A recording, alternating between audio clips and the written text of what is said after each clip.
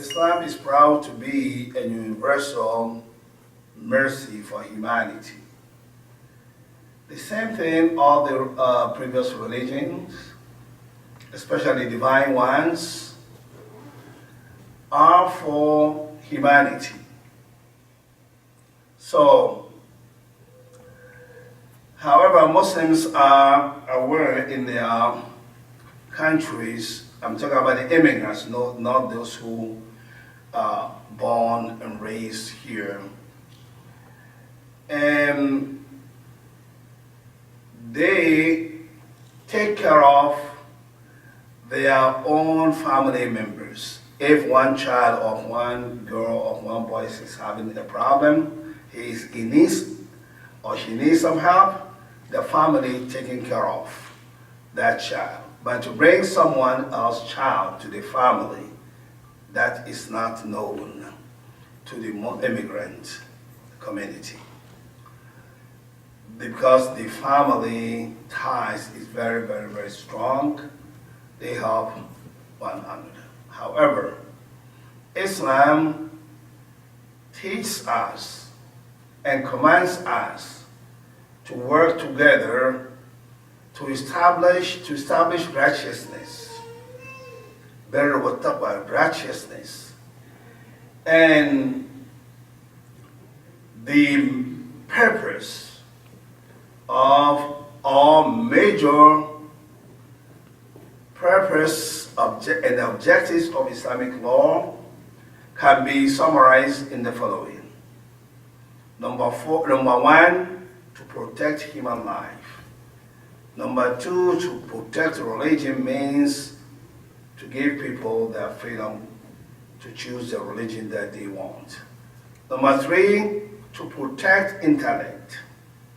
Number four is to protect the lineage. That's why marriage was incumbent upon Muslims.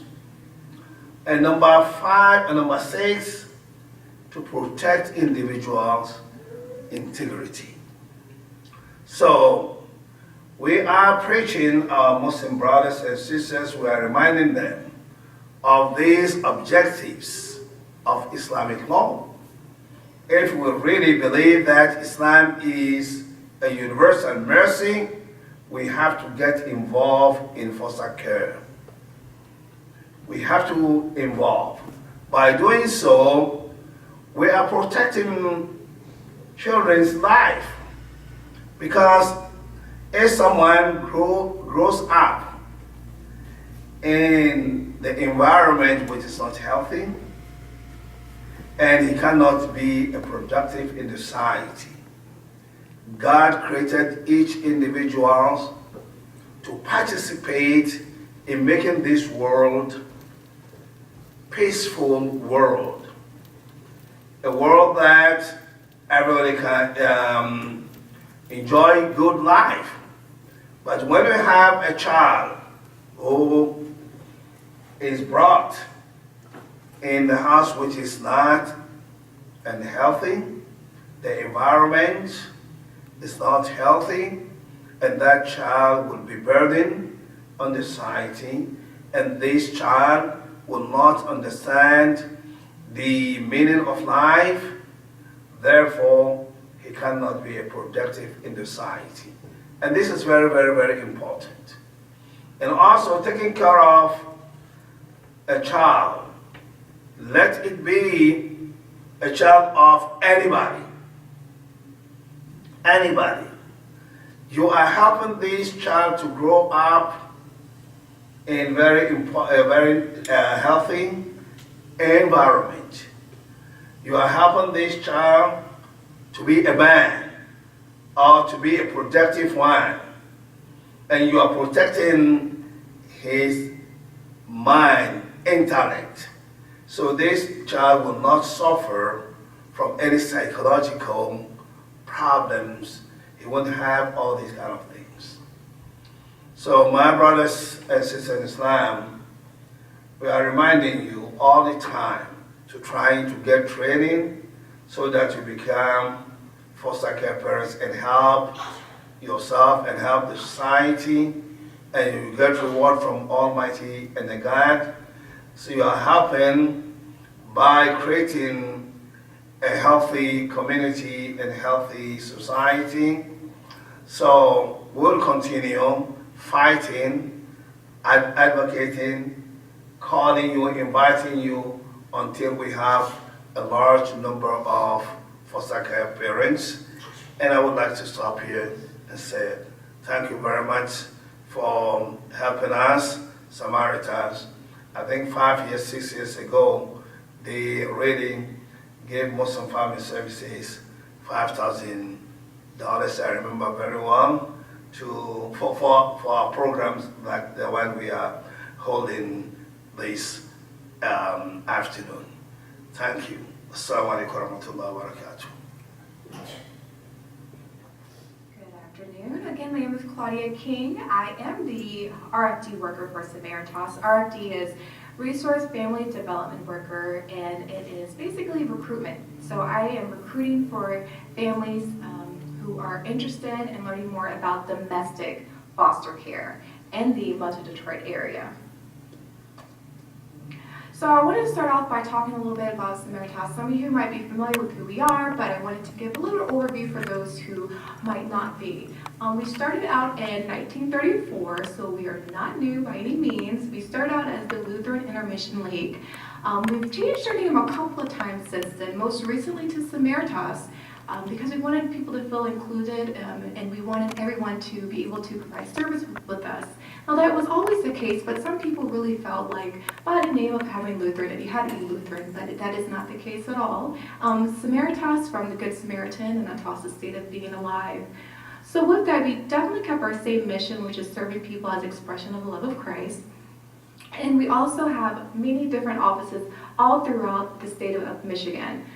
We are headquartered in Detroit, and we have offices in Grand Rapids, Kalamazoo, Lansing, Saginaw, just to name a few. I will say if there's someone here today that knows of someone who might be interested and they're not in the Metro Detroit area, we are able to provide them with the contact information for the city closest to them. So also with Samaritas, we are the largest private adoption and foster care agency. We are one of the largest nonprofit organizations, but really it's the foster care and adoption that is really what is doing great things for Samaritas right now.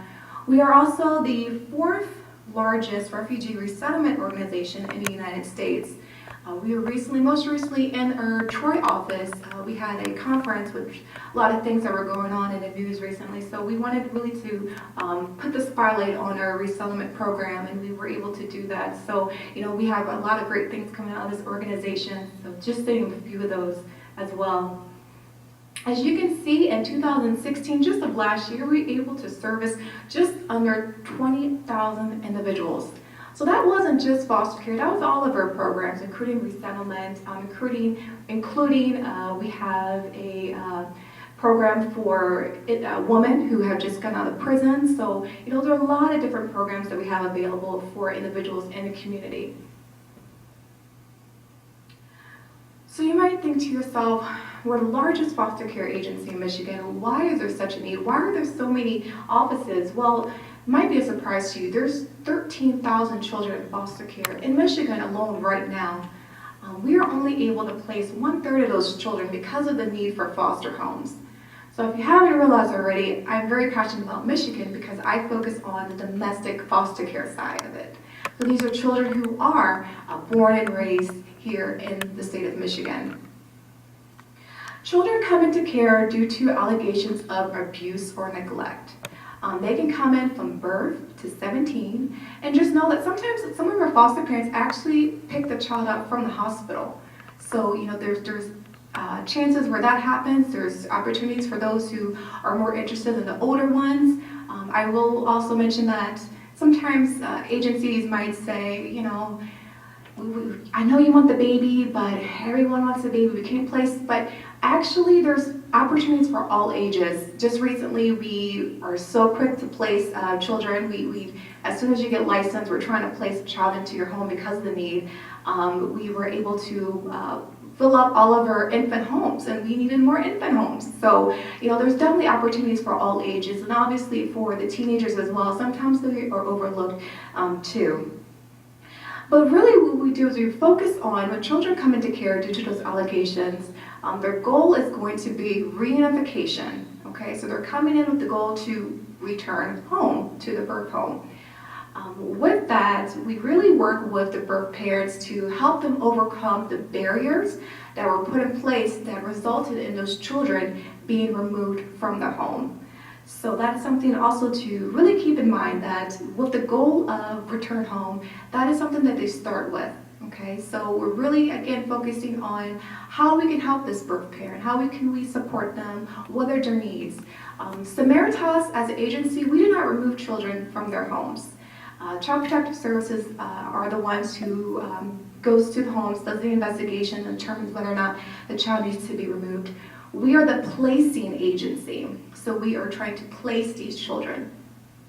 For example, if they go into a home, Child Protective Services, and they see that the child needs to be removed, typically they do look for relatives, and if there is a time where they're unable to find relatives who are willing to take their children, then that's typically how Samaritas gets involved. So they'll let us know, maybe it's a sibling group, a 4 and 6-year-old girl and boy. They'll tell us as much information as they have at that time, but not always children come in that way. Sometimes they come in from different agencies. They might come in from even their own agency that they have to be transitioned to a new home. So, and we'll talk a little bit more about that a little bit later in our orientation. But just to kind of give you an overview of what it means to be a placing agency and how children come into care on a domestic side. Children can remain in care, I would say on average, now it really varies based on what's going on in the home, in the birth home, but I would say on average, I would tell people a year. I'd say, you're committing to this child for at least a year, maybe more. Of course, there's different factors that could come into place of why it might be extended, longer, or even shorter. Sometimes it's much shorter, but we really can't say when they come into care how long they're going to be in care. But I would say that, you have to look at it as this too, why the parent was, why the children were removed, whether if it was a drug abuse situation for the birth parent, maybe they are mandated to go to treatment services, and they've done that. So it looks like progress is happening, and then what happens? A relapse. So that can prolong the placement as well if the judge decides. And really it's depending on the judge. We as an agency, we do not make the decision whether or not a child can return home or not. But that is one of the most important things too, is to realize that commitment to that child, because we always say, and we'll say it over and over again, it's a temporary placement. So those who really want to adopt a child, and that's really their goal and where their heart is, that's okay, because there's definitely children who need to be adopted, but we really need people who are going to provide this temporary placement for these children until the judge is able to determine whether or not they're able to go back home. So let's say the judge determines, hey, this is not a safe place for them to go. We've tried working with the birth parent.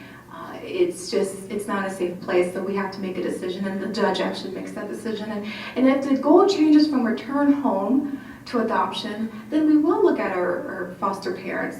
That is an opportunity to say, hey, I'm interested.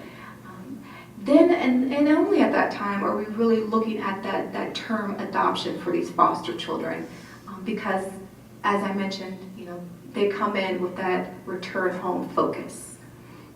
There is Lutheran Adoption Services, and I always tell people, if the fact that having a child come into your home and you're attaching to them and you're loving them, and that's what you're supposed to do. You're supposed to provide for them. You're supposed to care for them. If that, and having that child leave your home, if that's too much for you, then that's okay. Bless you. That's okay, because it's something that a lot of families have to determine whether or not you are able to have a child come into your home and then for them to leave. Lutheran Adoption Services works with the families who are focused on strictly adopting. But can we say you come in with your heart being willing to have a foster child, that potentially if the goal changes, which is never a good thing for parental rights to be terminated, but if it does happen, you could, that is an opportunity if that's where your heart lies and you do want to offer a child a permanent home. But again, foster care probably isn't the right direction to go into if your overall goal is to adopt, because we never know.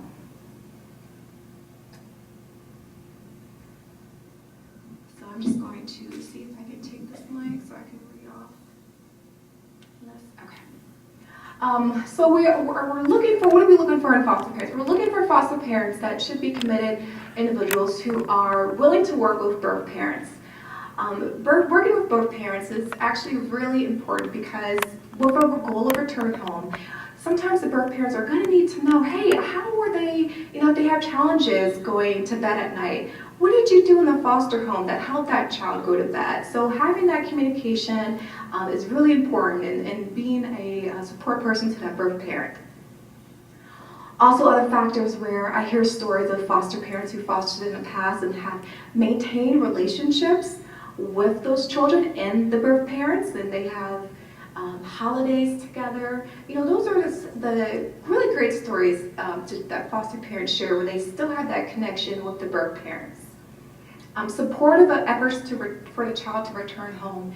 That goes back to whether or not in your heart you're open to fostering a child, or if your overall goal is to adopt. How would that be a hindrance of being supportive of that child being returned home? And hopefully, is the mic okay? And those feedback. Able to work with children who have emotional and behavioral needs. With children experiencing trauma, being removed from the home due to allegations of abuse and neglect, they've experienced things. So there are going to be behavioral, emotional needs that the children have. So being supportive of that and working with them, we do offer training. At least once a year, our office in Metro Detroit offers a trauma training for foster parents. I will mention a little bit on the next couple of slides that we do offer additional trainings as well. So if there's a time where you have a child in your home and maybe it's a behavioral challenge that you feel like you need extra support on, talk to your caseworker. Let us know. We can provide that training to you. Even if it's more of an educational and you feel like the child needs extra support, let us know. Anytime you feel like you need additional training or support, definitely talk to your case managers and have them support you through that. We need individuals who are able to encourage teens towards independent living. So if you're interested in working with teenagers, that's great. We have a supervised independent living program as well. But for foster care, for children who are in foster care, we really want to also focus on the independent living goal as well. I'm willing to provide permanent home if necessary. Now, obviously, you're not required. Some of our foster parents just want to foster, and that's great. But it will be available to you if that goal does change. So some of the things that I wanted to go over, that what makes us different. There's a lot of different agencies out here in Michigan alone, and Metro Detroit especially. But what makes us different are a couple things that I listed, but I'll first start by saying that we do offer a daily reimbursement for the foster youth. So it's not a lot, it's something to assist and help, $17.24 a day. But we also have the quality allowance for the children. So you'll get a initial, and then you'll get a annual as well. Operation Good Cheer. Now these are some of the things that are being supportive for our foster parents. Christmas time, we have so many different gifts for the youth in order that are donated to us. We still have bicycles from last year that we had way too many, and so we are, as children come in, we give those to those children. Specialized individual licensor. We're going to talk a little bit about that a little bit more during the licensing discussion. But we do have this, and it's special for us here at Samaritas, because coming from different agencies, they have the same licensing worker who does the casework, or who might even do some adoption work. So they have so many different roles. Having that one person that really focuses on your home is very important, and it also helps us with completing all of our forms in a timely manner. We try to get you guys licensed within 100 days or less. So it really depends on how much information that you provide to us that is needed as well. But that's something that I think is a great asset to our organization. Ongoing training opportunities for our foster parents. So you'll hear it a little bit in orientation, but you will be required to continue your education and your training opportunities throughout the year for your license. But at Samaritas, like I mentioned before, if you see a foster child who's needing support, or you as a foster parent are needing additional support to help that child, whether it's behavioral or other, let us know, because we can look at different resources in the community to help come in and teach our foster parents. We had a trainer recently who talked about internet safety. So more so for the older children who you want to monitor what they're looking at, maybe how to look for children who, or what factors to look for children who have been bullied, which is another big thing as far as with the internet. So we had someone come and talk about that. We had, like I mentioned, trauma training. We'll have safe sleep training as well for infants. And so again, every month we try to do training in addition to support groups. I skipped that one. Support groups as well. Each month we offer that. So it's a support group for our foster parents to come together, to talk about what's going on, talk about the good, and let's take all the bad, talk about the good, talk about things that they're struggling with, and then we can kind of reflect from there. Case aid for support for visitation. So when children come into care, if the judge or the determination is that they have visitation with the birth parent, typically we'll start out with supervised. So we do offer that in our offices, and we have case aides if needed to help with that transportation. But we only have so many case aides and a lot of children. So those are situations where maybe something came up and so forth, but it is good to have that backup if needed. I think that's a great opportunity for our families. But again, so sibling visits as well, birth parent visits. Just know if you are interested in infants, it's like 3 hours a week. So factoring that in your time, if you're looking for infants, the older they are, the less it gets, but that is the max with the infants as far as the visitation piece. Lutheran Adoption Services, so that's if the child the role changes from return home to adoption. We have Lutheran Adoption Services, which is able to help transition that child, at least the documentation for that. And a lot of the documentation that you will be providing and giving to us for foster care we're able to utilize that if the child is eligible for adoption and you're interested in adopting. So we'll kind of review the paperwork again at that time. We have different locations. So here in the Metro Detroit area, we have our Troy, the East Big Beaver, Detroit, and then Port Huron. So that's just for the Metro Detroit area, but as discussed before, we're all throughout Michigan. So if you know someone who's interested, we can definitely connect them with the office closest to them. Lastly, we have a clothing closet. So I did mention that you do get children get clothing allowance, but we also have clothing closets. We get a lot of donations, which we are very grateful for. So we actually put together a closet where our families can go and shop for items that are needed. Sometimes when children are removed for emergency reasons, they might not come with a lot of things. So if that's the case, you as a foster parent or our caseworkers are able to go into our closet to go shopping essentially for that child. So there's clothes in there, there's toys, there's blankets, there's jackets. So there's so many different things that you are able to go in there and shop for the child for. So next thing I want to talk about is some myths. One of the ones is foster child is the same as adopted child. Obviously, as explained, that's incorrect because foster child is in placement for temporary. Adopted child which is occurring if the goal changes from return home to adopt. Okay. Okay, so those are essentially the differences. Foster parents are kept hidden from birth parents. Incorrect. You are not kept hidden from birth parents. We ask you to be supportive of the birth parents. Us as Samaritas, again, we are working with them to help them overcome the barriers that brought the children into care. So we ask our foster parents to, be supportive, and sometimes there might be a fear working with the birth parents, but essentially the birth parents, if they understand that we're there to support them, they're going to be supportive of us as well. So with that being said, supportive, communicating with them, as mentioned before, letting them know how the child's doing. You have the opportunity to meet with them during the visitations as well. So that's kind of one of the things that I would say, just maintaining and building a relationship with them. I could never be a foster parent because I'm not married and I don't make a lot of money. So that is a myth. You can be a foster parent single and you can be a foster parent married. You can own a home or you can rent your home, okay? So with the financial piece, during the orientation, we're going to show you a financial form. And we get you to fill out the financial form and provide documentation of your finances, more so to show financial stability. We're not looking for a certain income, but we want to show, again, we want to see that you have financial stability, and with that, prior to any type of foster payments coming in.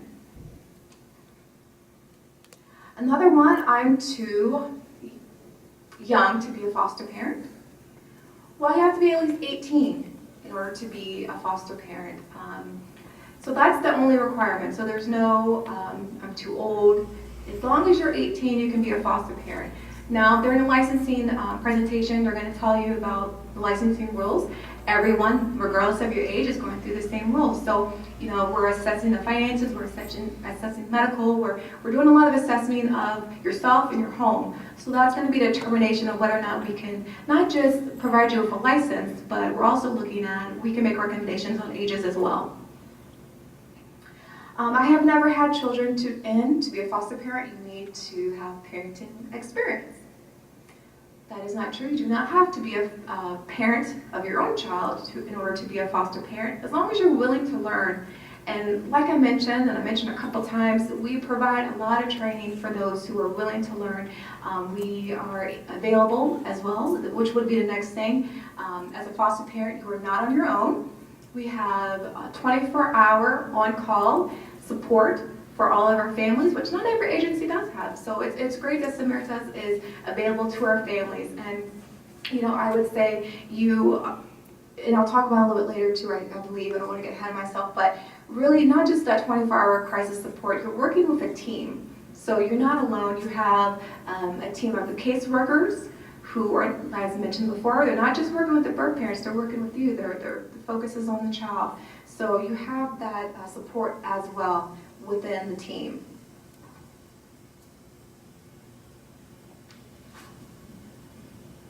So where to start? For those who, I tell people, after you get kind of a little bit of detail about, domestic foster care children who are in Michigan, born and raised, who are taken out due to abuse and neglect, who need temporary placement. If that's something that you're open to and your heart is open to that, then I would say attend an orientation, which is going to be later today. And it's great that you are able to have that today because, typically they're done at different times and it's trying to work with your schedule. So it's great that you're here for that. And it's going to be a great overview of the guidelines and some of the things that I touched on a little bit, but we're going to go over a lot more during that orientation. After that, we asked if you wanted to proceed from there, an application. So from the application, you will be doing your fingerprinting to get your clearances and backgrounds. They will do a home visit as well. So we are looking at the home. We'll talk a little bit more about that a little bit later too. And then the training. So the training that is required for foster care is the PRI training, the Parent Resource Information Development Education. So that is going to be a required training for our families. It's a great informational training as well. And then, as mentioned before, additional trainings are available to our foster parents. I think lastly, I just wanted to kind of mention that Foster care is, it's not always for everyone. As mentioned before, you don't know how long these children are going to be in your home, how long they're going to need services from you. And the challenge could be sometimes the stories. As a caseworker, I hear a lot of times, or social worker, I hear a lot of times from individuals who don't work in social work, oh, it must be so hard to work with these children, and really the children are the ones who have to deal with the challenges. We really are there to support them, and we are really looking for individuals who are able to support these children and help them and help their families so that they can continue to succeed and overcome in their own personal lives. So we definitely need individuals and families to partner with us to provide more homes for our foster families. Just recently, we had a couple of referrals for Muslim children, and we were unable to place them. So, and I say that, but regardless of, their background and who they are, a lot of these children need homes. A lot of them need homes, but particularly in this community, we definitely need to have homes for children, Muslim children. So if you are open and you are willing, we will provide you with the information and tools you need in order to move forward with. My portion is the domestic foster care. Next, you will hear about a refugee foster care. Thank you. There you go.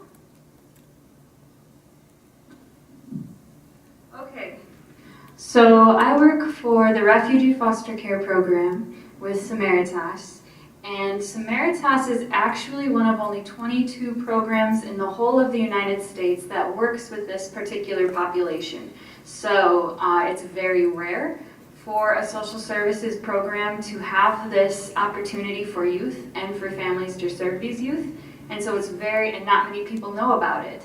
More people are aware of foster care for children in Michigan or in your local community, as opposed to the fact that children overseas without families are also in need of foster families here in our local community.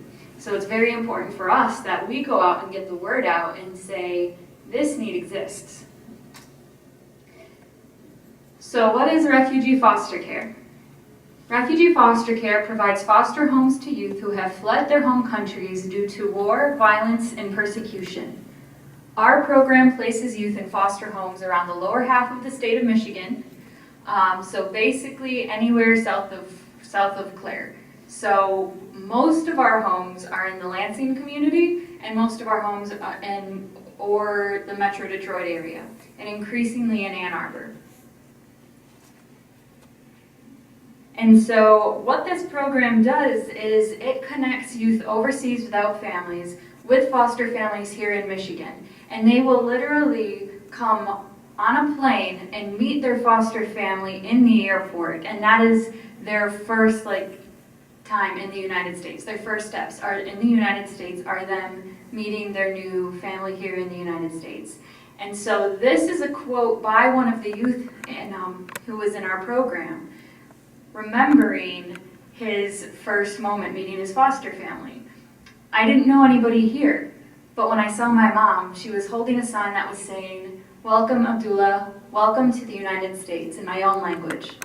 It surprised me, and I felt like I wasn't going to be alone anymore. And what's touching about this is that as he remembers this moment, and he shares this quote with us, he says, "My mom."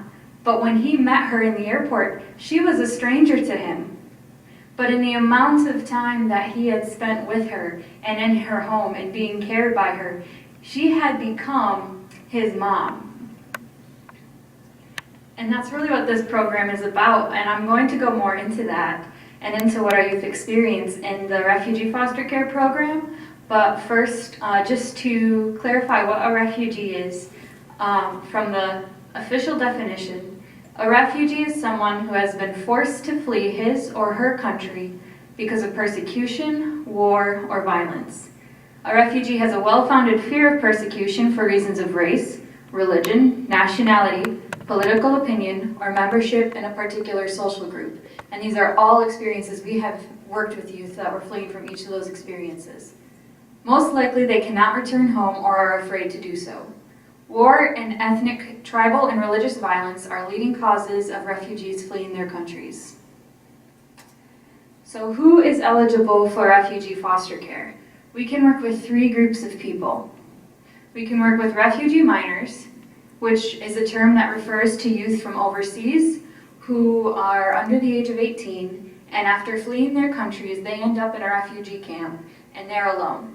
So they don't have their guardians, they don't have their families with them. Now, with an adult, you can resettle them into a third country. If they say, yes, you can't go home for your safety and you don't have a future here, you can be resettled. We'll send you to England or the United States. But what do you do when you have a youth that's under the age of 18 and they're alone and they can't take care of themselves? You can't do anything with them. They're stranded in that refugee camp. And that is only unless a foster family can be found for them in one of these safer countries, because that foster family can take care of them. We work with survivors of human trafficking, and so these are youth that have been brought into this country for the purposes of like labor or sex trafficking, and then if they are rescued, if they are discovered, they are automatically eligible for a visa that allows them to stay in the United States. And once again, if they're under the age of 18 and they can't take care of themselves, we will find a foster family for them. And the third is unaccompanied children. And so these are also youth under the age of 18. To be eligible for the services, if you haven't picked up on this yet, the youth need to be under the age of 18. Who crossed the border, usually the border with Mexico, and they entered without documentation.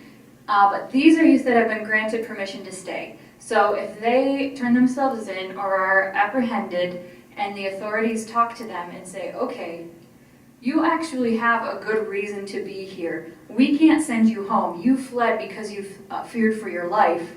You're allowed to stay here and apply for asylum.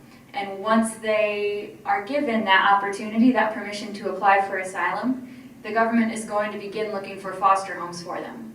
And we are one of, if not the only foster care program that will work with these youth that are undocumented but have been given permission to stay. And an important point is that while most of the unaccompanied children are originally from Central America or Mexico, we have had youth come from overseas, get into like Costa Rica, and then travel up through Mexico to the United States. We have had, and that is an unaccompanied child, we have had youth fly with a tourist visa, get into the United States, and then once they got into the United States, so from like overseas, from like Saudi Arabia or Democratic Republic of Congo, fly in on a tourist visa and then at the airport say, I can't go home, I want to apply for asylum. They also count as an unaccompanied child. So, the youth that we work with in our program, this is a map that shows, it's a good picture of where they're currently coming from. And each of these countries colored on the map is a country that we have gotten a referral from this year. And so, because we are one of the only programs that will work with unaccompanied children, those who have crossed the border undocumented, the vast majority of youth referred to our services, about 75% currently, are from Central America and Mexico. And then after that, we have a number of youth referred to us from Central Africa and the east coast of Africa that we have never seen before this year. So that is a new trend, and I don't know what's going on, and I don't know why. But we are now starting to receive referrals of youth from the west coast of Africa. And then Afghanistan is a big country, and Burma is a huge country we are getting a lot of referrals from. And the referrals that are coming from Burma are almost entirely the Rohingya, which is a minority people, it's a minority Muslim people group that is being persecuted, and because they are a minority, and a number of our referrals is that group of people stranded in Malaysia and trying to find foster families to care for the youth that are on their own. Now, a question that I'm sure is on everybody's mind is how is the current political situation affecting the youth that you're working with? And I'm going to go into more detail about how the youth from each of the different areas are referred to our services, but let me just say that right now we cannot welcome in and bring in youth from overseas. So we actually had foster families lined up for youth.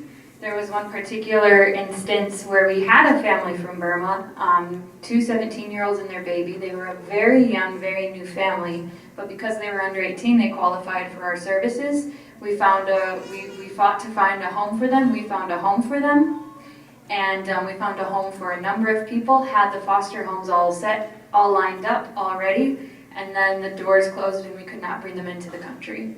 And so at the moment, we cannot bring in youth from overseas, and I don't know how much longer that's going to last.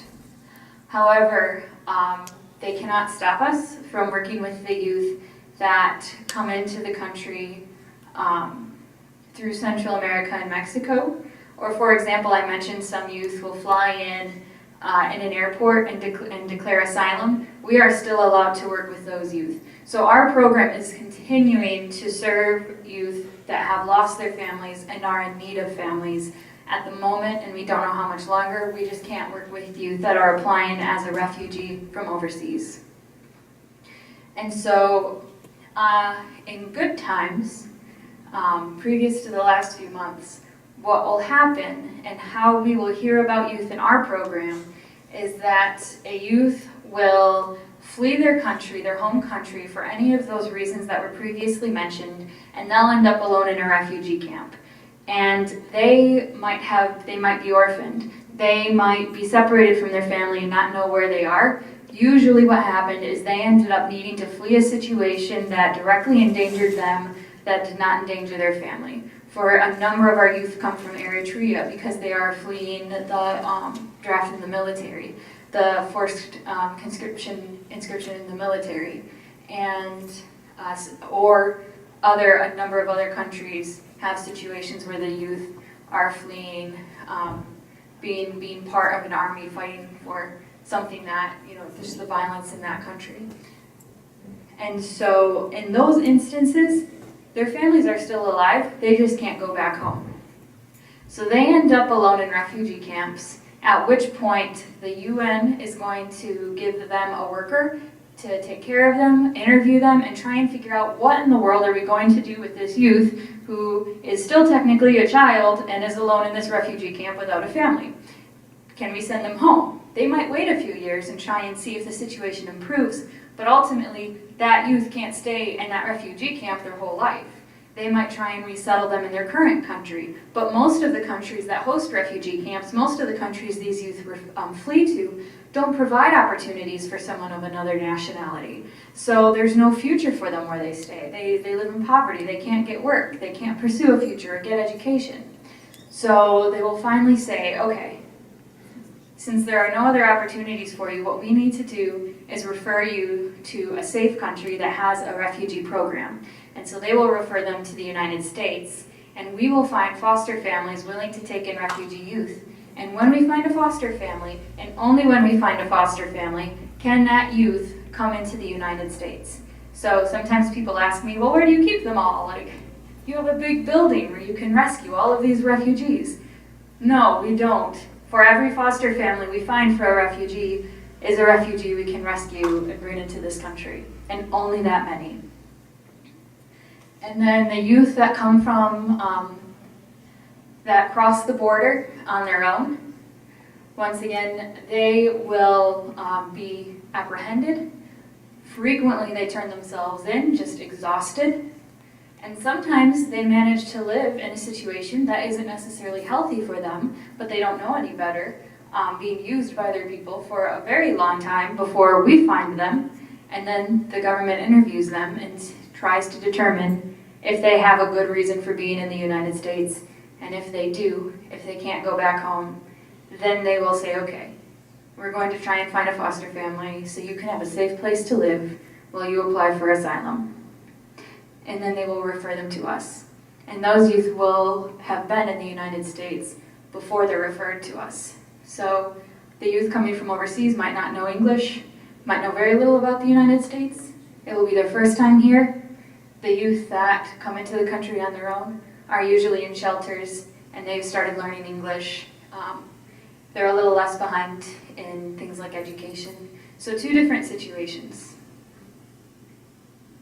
So how does refugee foster care is different from domestic foster care, which Claudia was speaking about, in more ways than just the fact that we work with youth from around the world. And so I want to go over, I think one of the best ways to understand refugee foster care and even to understand domestic foster care is to compare the two of them. So, well, first of all, refugee foster care, actually I think we'll go into this more, but we work with youth who are 14 years and older generally. And the reason for this is that these are youth that have fled their country on their own.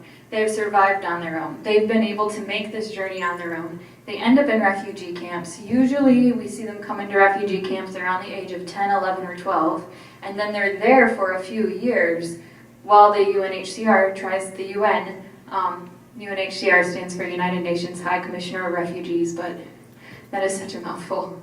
While the UN tries to determine what is the best thing for them. And so by the time they are finally referred to our services, they are a teenager, 14 years and older. Whereas with domestic foster care, they work with children of all ages, from the day they are born to when they leave the program. And so while domestic foster care is ultimately a safe and nurturing place for a youth to stay for a short amount of time until they are found a permanent placement, either returned to their family or found an adoptive home, refugee foster care is what is called long-term foster care. And the reason for this is that these youth can't be adopted. We have had in the whole existence of our program, and we've been doing this since the 70s, we have had one successful adoption. And that is because it is very, very, very difficult to work with all of these countries overseas to determine what actually happened to the youth's parents, and then to work it out with that country to make a legal adoption possible. And in many instances, the youth are still in touch with their families. They didn't want to leave their families. They love their families, but they had to flee for their own life. And sometimes they are still able to call them, keep up with them on Facebook. Sometimes not. Sometimes they come from a closed country and they cannot talk to their families again until that country becomes more open. But they're really not up for adoption. But at the same time, they need a home. So we look for a foster family that is willing to become an unofficial family in the United States. So even without legally becoming their family, you are going to be there for them as they grow up, in even beyond. We have had so many youth go through this program that are now adults, and I got to hear one of them speak. He was one of the Lost Boys of Sudan, and he is an adult now, and he was giving a presentation with the Lansing State Journal, basically telling his story. And at one point, he's like, oh, and I brought my mom and my dad, and he had them stand up in the crowd, and it was his foster family. And this man is in his 30s now, but they are his family. It could never be an adoption, it could never be legal, but as far as all parties were concerned, they were his family here in the United States. And that is common. That is really something we see. I've spoken to people that have hosted youth in their families that will tell me about their children and how their children are now like their grandbabies. It's really cool. But it is a commitment, because a foster family for a refugee is saying, I'm going to be their family until they're ready to move on to their own, and then sometimes beyond. Someone that they can continue to call for help in their 20s. You know, sometimes that happens. What is the best way to apply for this job? What's the best way to, I don't know, boil an egg? We have these questions. I'm in my 20s and I still call my mom for help.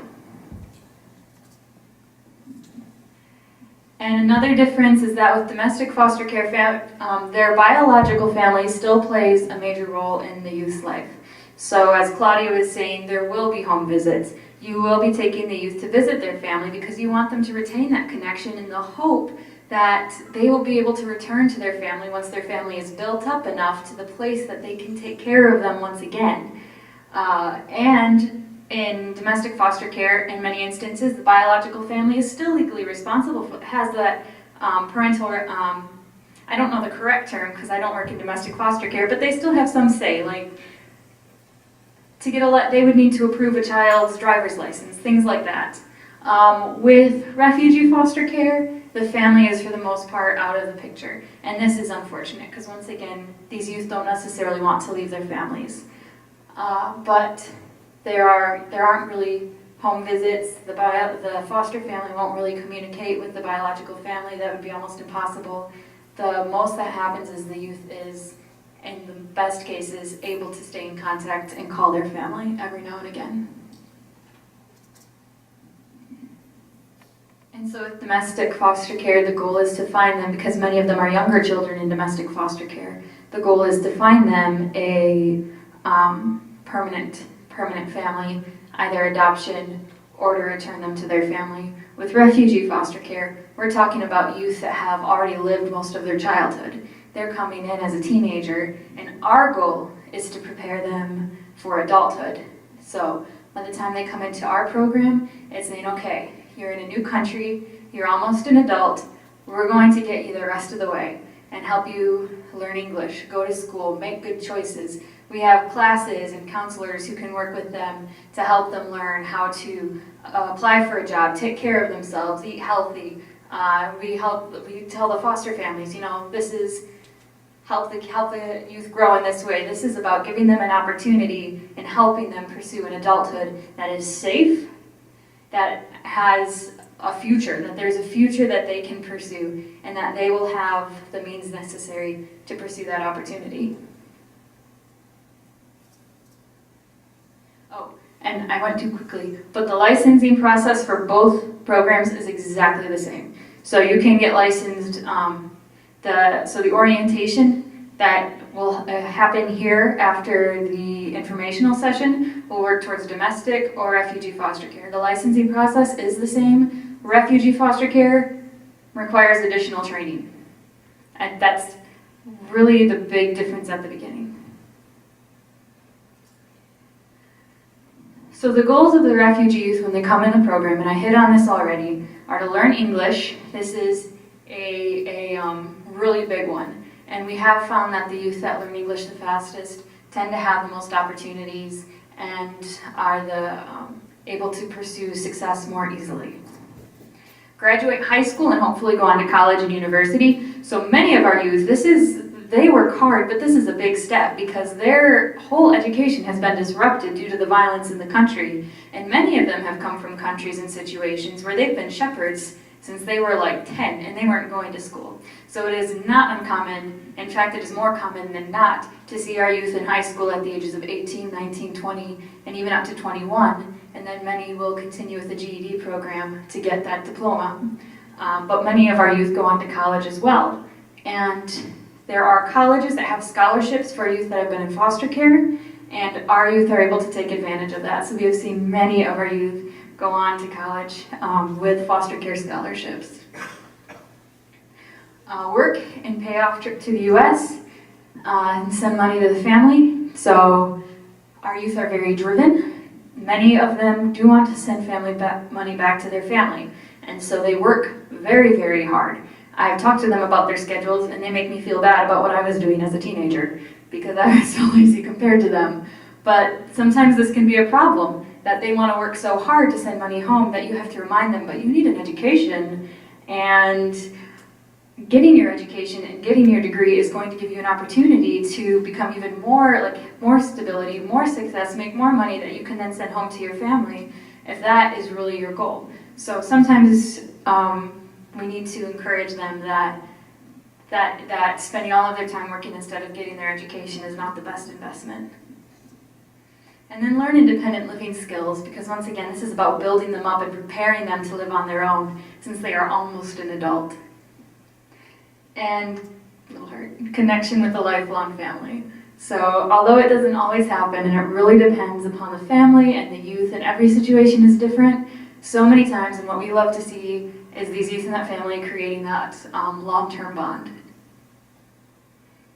And so these are some of the quotes of youth that have been in the refugee foster care program, just because I can talk from a recruiting perspective, but their words really say more. I never imagined to come here, or even go to school, or even live in a house like this. I'm really happy that I get to be in this program. And she's actually going to college now. But that is the refugee foster care program. And so once again, not many people know about this, and so it is awesome to get an opportunity to share it with all of you, just because it's so important to get the word out and let people know there is a need for families in this state, children that need domestic foster homes. There is such an overwhelming need, and there is also, for those families that feel especially and particularly compelled to work with youth from overseas, a need for families for them as well. And Amanda is the licensing worker with the Refugee Foster Care Program in Lansing, and she is going to share just briefly about the licensing process. Hello, welcome. Thank you all for coming. Like Kayla said, I am the licensing worker for refugee. I have been with Samaritas about going on 3.5 years. My first year I did domestic licensing for about a year, so I have experience with both. So I'm going to give you a brief overview of the licensing process, just so you're aware of what you're going into. There are specific requirements that sometimes people have to change things in their house or prepare for before they can apply. So we're going to go over those today, and then we will go over them in a little bit more detail, the orientation today that I'll be hosting at 4:15. So to start the licensing process, the first step, like they've said today, is attending the orientation. So once you've attended the orientation, you will be provided an application at the end. Once you can fill out the application, and once you fill out the application, that starts your process for becoming a foster parent. To sign the application, though, there is one requirement that if you are married, you do have to have both of the spouses have to attend the orientation before you can sign the application. So that is one requirement. You guys can attend the orientation separately, but you can't sign the application until both of you have attended the orientation. So that's one of the first steps. So once you sign the orientation, that starts our process. And like they mentioned, we try to complete that process within 90 to 100 days. So if we have, that's our goal. I've had a family licensed, my best record was 40 days, but that really pushed me a lot. They were very motivated, so it can be done. But we also, if you can't, you're not in trouble if you don't do it 100 days. We have 180 days for the state record to complete that, so that's 6 months. So that's kind of how the process works. During the licensing process, there will be a total of 3 home visits for sure. There might be more if we need to interview other people or come back and check things. So all of them will happen in your home. It's very involved. So once you sign the application, we will register you for fingerprints. So both the spouses who are in the house have to be fingerprinted. So that's all done. It's all paid for through the state, so it's no cost to you. So what we'll do is we'll have you fill out forms, and then we'll register you online.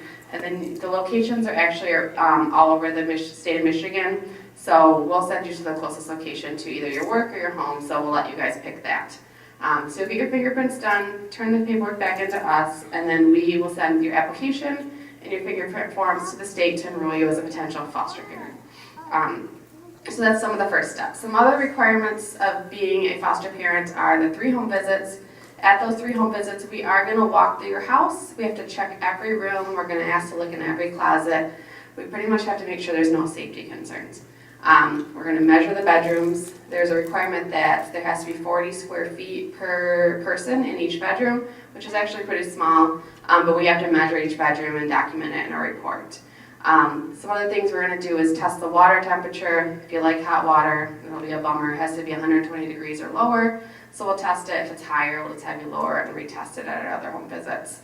Some things that cause conflict when during the licensing process is a lot of people have a basement where they have living space or a bedroom down there. If you're using it as a living space or even like recreational for kids to play, there has to be an egress window down there. So that has been a barrier for some families. So if that is something that is a barrier for you, you could know that and kind of start working on the process of putting an egress window in. For domestic foster care, there is what's called FIG funds through the state of Michigan that you can talk to your licensing worker about applying for that to help pay for that cost or half of it. For a refugee, we don't receive those funds, so that would be on you to put the egress window in. Some other things we'll be looking for that are requirements within your house is all medications are required to be locked up now. So even over the counter, like aspirin, Tylenol, NyQuil has to be locked up just for the safety of the kids. And any prescribed medications have to be locked up. For younger kids, if you're going to foster domestic children who are younger, they are going to require to lock up hazardous materials like cleaning supplies. Refugee, we aren't that strict on it because we want to teach the older kids how to clean. So unless there's a concern, we would have you lock it up later. Another requirement for licensing is we're going to have you, guns is a big requirement. They have to be locked up a certain way. So if you have hunting guns or handguns, they are going to have to store it a certain way. So they have to be either locked in a metal safe or gun safe. The guns do, and then the ammunition has to be locked separately. If you do not have it locked in a gun safe or a metal safe, you have to have it trigger locked and locked behind a door that's not opened like daily or even weekly, or like in a cupboard. So we will go in that, we'll view what you're thinking of and let you know if it's okay or not, but just letting you know that there are rules regarding the guns in the house. They have to be locked up, so they make it very hard to use them. So if you have handguns or have a CPL license, we'll have to get copies of that and have you sign a safety plan regarding that also. We'll do a question and answer later. If you have specific questions on that, I can answer a little bit more, but just to give you a heads up on that. Some other things for the house, let me see, that's some of the big ones for the house.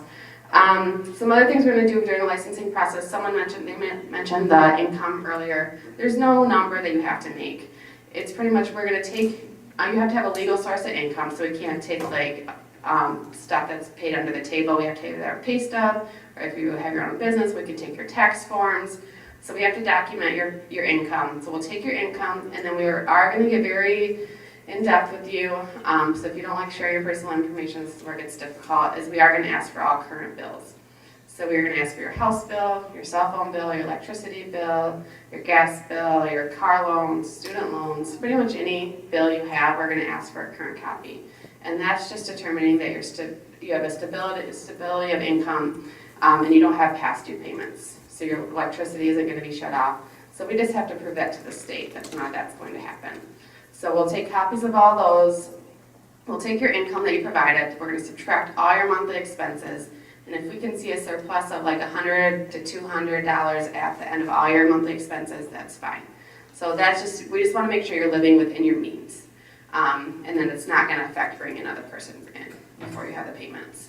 That's the income part of it. Some other requirements are we're going to collect your driver's licenses. We are going to do driving checks. Our refugee department, we will pay for those driving record checks. I think most of the other offices make you pay $8. Is that? No, it went up to $11 this year, I think. That is one cost that will be if you're going to apply for domestic foster care, is you'll have to pay the $11 for your driving record checks for both spouses. So we'll check your driving record. We do need copies of all current insurance and Michigan registration. So we will have to collect those pretty much all the time because they're always expiring every 6 months. Every household member, when you're starting the licensing process, has to do a medical clearance. So even all your kids will have to go to the doctor. If you've been to the doctor in the last 12 months, you can just take the form to your doctor and ask them to fill it out if they're willing to do that. If you haven't had a physical in the last 12 months, you do have to get a physical done. And they pretty much just have to say that you're healthy enough to foster children and it's not going to affect your ability to parent. One difference for refugee and domestic is for refugee, we ask you to get a negative TB test for anyone 12 and older. So if you've had one in the last 3 years, you can provide us the proof that it's negative. If you haven't, you'd have to get one of those. So that's the medical stuff. And then also, if you've gone to therapy or on any psychotropic medications for anxiety, depression, or anything else, there is what's called a status of mental health form, and you have whoever's prescribing that medication or whoever you're seeing for a therapist or counselor fill that out. It's pretty much just going through stating, yes, they're on this medication. We have no concerns with them being foster parents. So that would be a requirement for anyone in the household who's on those medications or seeing a therapist when we're going through the licensing process. Let's see. If you have any pets in the house, there are requirements for pets. So dogs, we need their dog license and vaccinations. Same with cats.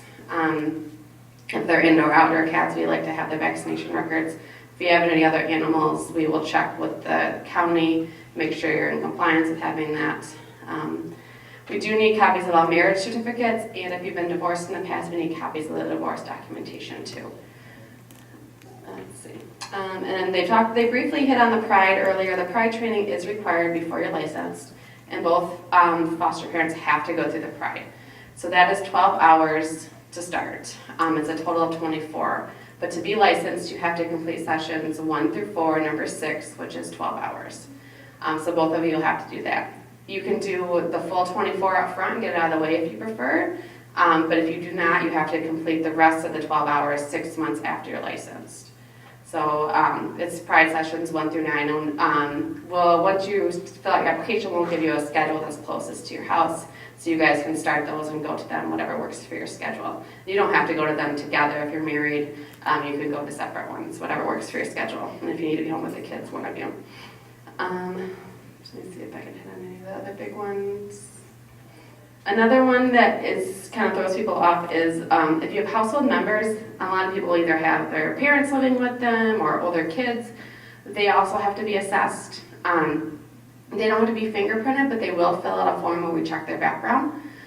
So they would fill that out, and then they also do some social history stuff and have to be interviewed. So everyone during the licensing process has to be interviewed, even kids. If we can talk to them and have a brief conversation, we will talk to them. I've tried to talk to 2-year-olds and 3-year-olds and kind of get their idea. So we have to meet with everyone individually in the house during those 3 home visits to kind of see their thoughts on fostering and make sure there's no big concerns. So if you have household members who are living in the house, it's going to involve them also, and you'll want to have a conversation with them. Going back to the house and reminding me, some other things is anyone over the age of 18 can't share a bedroom with a foster child. And then boys and girls who are over the age of 5, the different sex can't share. So if they're under 5 and it's a boy and girl, they can share the bedroom. But if they're over 5, they have to have separate bedrooms. But if you have kids under 18 and you have a son and you're going to foster a son, they can share the same bedroom if you're comfortable with that. And then some other big, I'm going to go over a few policies that are requirements, or sometimes a deal breaker for some people.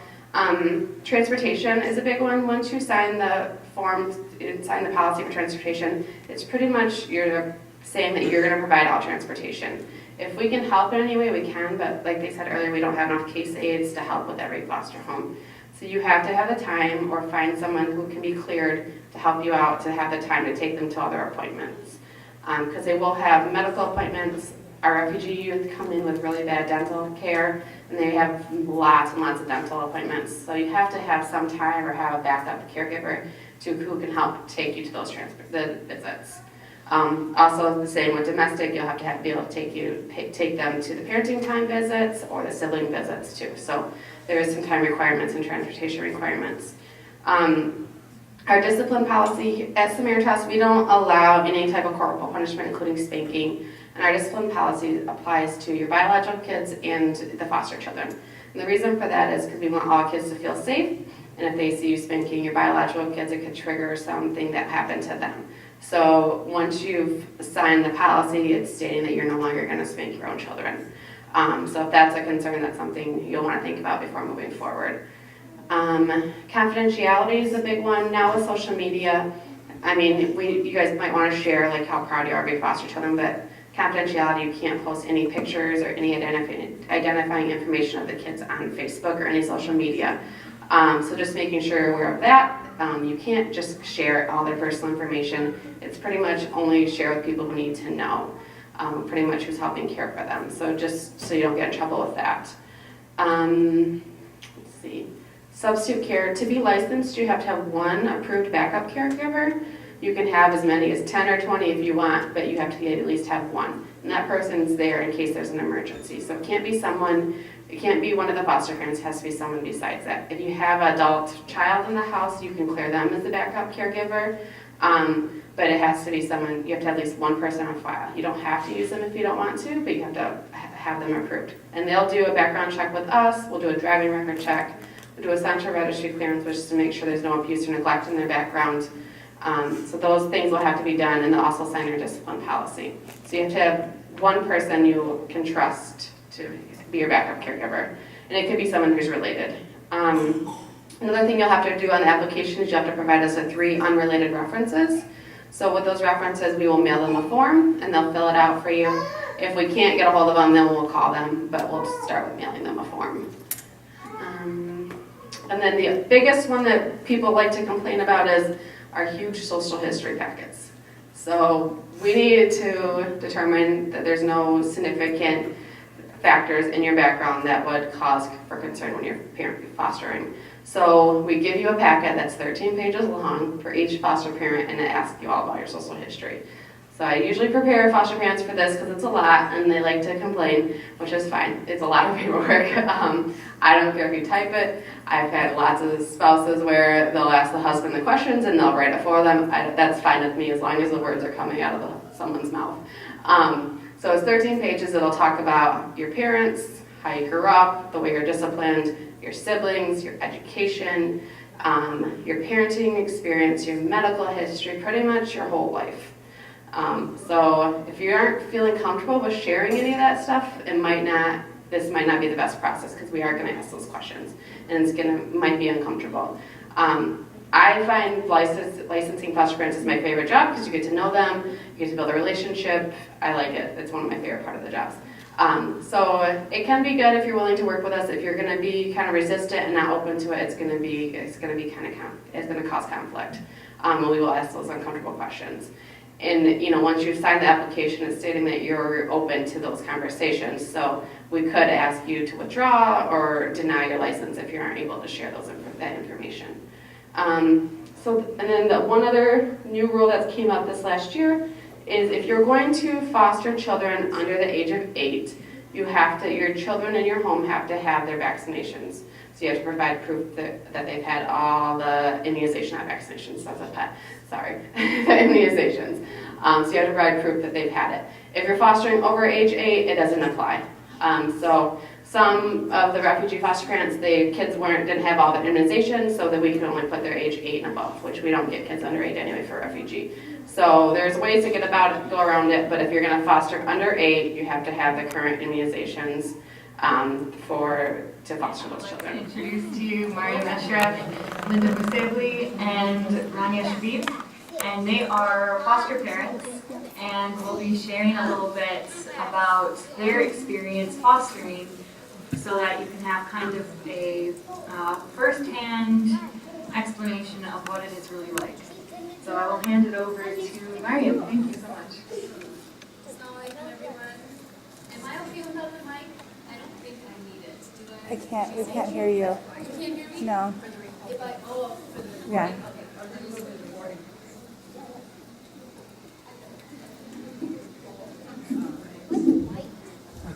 For the recording, I will use the mic, if that makes it easier.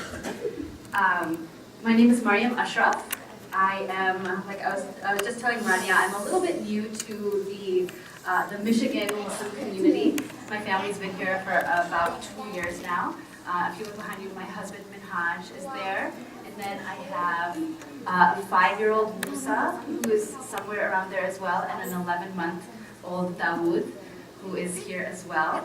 And I wanted to tell you just about my own personal experiences with the licensing process. Am I okay on audio? Yeah? With the licensing process. And initially the reasons that I wanted to do this like many other people, we look at the world around us, we see people struggling. I think that the refugee crisis during the war in Syria was something that really ignited a lot of people's hearts in the West when we would see these images and say, what can we do? How can we help? And I think that was one of the things that stirred inside of me a desire to initiate this process. And the licensing process, it's long. You know, I wouldn't want to deceive anyone and say it's not a walk in the park. It takes a lot of work and it takes dedication. You go to an orientation session in the beginning, you fill out an application and some paperwork, you do a lot of financial paperwork, you have home visits from the licensing caseworker, you have to go to orientation sessions called Pride trainings and a couple of other trainings. It can feel like it's a lot of logistical work because if you are married, both husband and wife have to attend all of these trainings. But I think that my purpose and intention of being here right now is to tell everyone in the room that it's worth it. It is worth it 100,000 times over and over again. It's worth it. If you are here right now and you have children of your own and you have been thinking about this process of becoming licensed and you say, well, maybe I'll do it when my kids are older, or maybe I'll do it after my family has done this specific thing, or maybe I'll do it but my partner isn't on the same page as me and doesn't want to. Find a way to fix that problem. Push your partner. Sit down and really convince them that this is something that your family can logistically do. I started the licensing process when I was pregnant. When I had a newborn, and we did it, and it was worth it. So I'm going to leave the specifics to what the licensing process looked like open to your questions that anyone can ask me afterwards about it, because I don't want to tell you that it's so hard. Logistically it's challenging to fit into your schedules. You're going to have to take some time out of your Saturdays or your evenings to go to trainings, make time work for home visits, but it's not anything that your agency will not try and accommodate for you. So I'm going to tell you also a little bit about my story, because I became a licensed foster parent, but right now I don't actually have a foster child. I'm a host parent to a refugee, and I became a foster parent because I'm trying to reunite a sibling pair. So we got our foster license because the younger sibling is in foster care, and we are hoping that we will be able to reunite these siblings. And again, what I have written here is another thing that really prompted me to do this was losing my mom. My mom died a couple of years ago, and I'm an adult. I like to consider myself a grown-up, but losing my mom made me feel like a helpless child. It disoriented me and made me, I lost the grounding on which I stand. And there are so many children who grow up in this world without parents. And I cannot imagine how alone their life must be, how without support, how much without stability. So the sibling pair one of the siblings that I have right now, and obviously both of them because they're siblings, they became orphans, and they're from Afghanistan. And to imagine a world of young children with no parents, and from my perspective as a mother with no mother, it breaks me. It absolutely breaks me. But I wrote this poem that I want to read to you all, and I'm going to try to get through it with an even voice. I wrote it about a year after my mom died, and then I'll tell you what I felt about it afterwards, because I feel like me having gone through losing a parent and being motherless was also something that made me feel the desire to do this, because if I can be a mother to somebody else, then maybe somehow things will get better. Maybe it will take away the pain that I had of not having a mother, even though I'm a grown-up, right? I would keep trying to remind myself of that, like, Mariam, you are a grown-up, but everybody needs their mommy, no matter how old you are. Everyone is still a child inside who needs their mom. So anyways, here's my poem. In 8th grade choir, we sang a song from the musical Rent. I had never heard of the production, and I've still never seen it, but it moved me. Has anyone seen the musical Rent or heard the song that I'm talking about, 525,600 minutes? It is amazing. Please just Google it when you go home if you've never heard the song. 525,600 minutes. That's how many minutes are in a year, apparently. 500, and these are the first few verses of the song. 525,000 moments so dear. 525,600 minutes. How do you measure a year? The refrain so beautifully reminds the listener to measure those moments in love, seasons of love. That's the name of the song. That's how I would like to measure a year. What a treat it would be to measure it that way. But what if a year was lost, or passed, I should say, without that measure of love? 525,600 minutes. 525,000 moments without you. 525,000 breaths taken in pain, as if there were actually a physical burden placed on my chest. 525,000 times I knew you weren't on the other end of the phone. 1 year without you. Your voice, your truth, your happiness, your positivity and smile.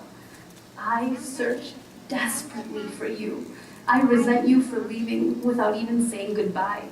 I resent myself for hurting so much, for not being stronger and not being able to accept the truth. How do I fill this hole? It's like I've dug a trench at the beach too close to the waves. Every time I try to build anything, it just gets washed away. What do I do now? Little by little, I try to free myself from your shackles. I try to bring color back into my world of darkness, to lift the clouds. Whatever I have lost with you, I must now fill myself. I wrote that poem a year after I lost my mom.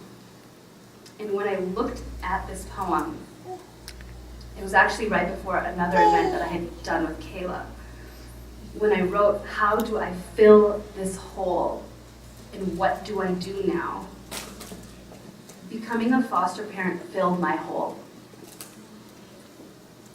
Without a shadow of a doubt, becoming a foster parent put the color back into my life. It lifted the clouds, and it filled me. I wrote something else here saying, my foster child was the answer to the duas that I did not know that I had.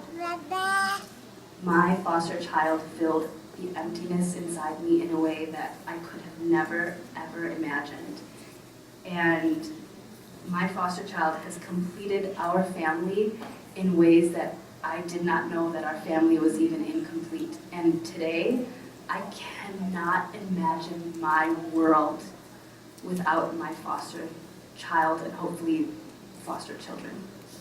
So thank you for listening.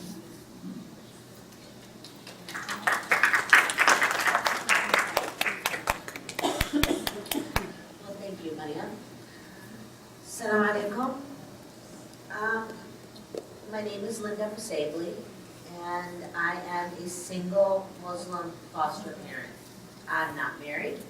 I don't have children of my own, but what I do have is I have space. I have space in my home, and I have space in my heart. Going off a little bit of what Mariam said, it's crazy how the death of her mother just changed her world into this direction. For me, it was the death of my father. My father led Hema right before he passed away. he went to a lecture at the mosque. He came home and he said to me, Linda, I just heard a khutbah. I heard a lecture. And the lecture was about the need for Muslim foster parents in Michigan, and that how many children are in the system that are Muslim and not enough Muslim homes. So a few days after that, my dad, he passed away. So that was in June of 2015. By the ending of June, I was in the process of becoming a foster parent. And if it wasn't for my dad, I don't know if I would have done it this quickly or if I would have even attempted this. But because of him, because of the lecture at the mosque, people like you women going around and letting us know about the need, what made me come this way. So once I got my license, and my license, it took about a year. And that could be, I'm not affiliated with Samaritas, so maybe the place that I'm affiliated with, maybe it just took them a little longer. There is a lot of paperwork. There's a lot of, they are pretty intrusive. They do ask you questions. For me, I didn't have a husband, I didn't have kids, so it was a little quicker, but they do ask you about your family. They ask you about your siblings. I've never been told I need a microphone. So let me begin with my first foster child. My first foster child was a 10-year-old Muslim boy, and he and his 3 siblings were separated, and they were put into different homes, different non-Muslim homes. And the first boy that I got, the oldest brother, he came from a Christian home. He was going to church. He was going to Bible study. He was going to Bible camp. He was reciting scripture to me, which, you know, at the end of the day, it's beautiful, but he is not Christian. He's Muslim. And so it took me a little while when he came to me, he was very confused about Quran, Bible, everything was the Bible to him. And you know, I'm grateful that there was someone that stood up to take him and to help our Muslim kids. But at the same time, there was a disservice by, you know, taking them farther away from their religion. So he was at another home for 2 years, and he had a lot of issues at that home. When I became licensed, fortunately, the facility they took him out of that home and they brought him to my home. And it was tough. It was very tough. I will say that. He was getting into lots of trouble at school. He had a lot of issues. He was confused. And rightfully so. So, alhamdulillah, after a few months, a lot of patience, you know, and help from my community. My community was involved with him.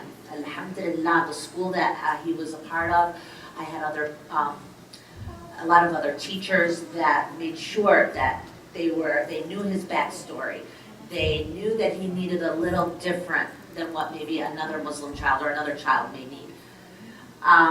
So alhamdulillah for that. After a few months, I was able to get his 9-year-old brother.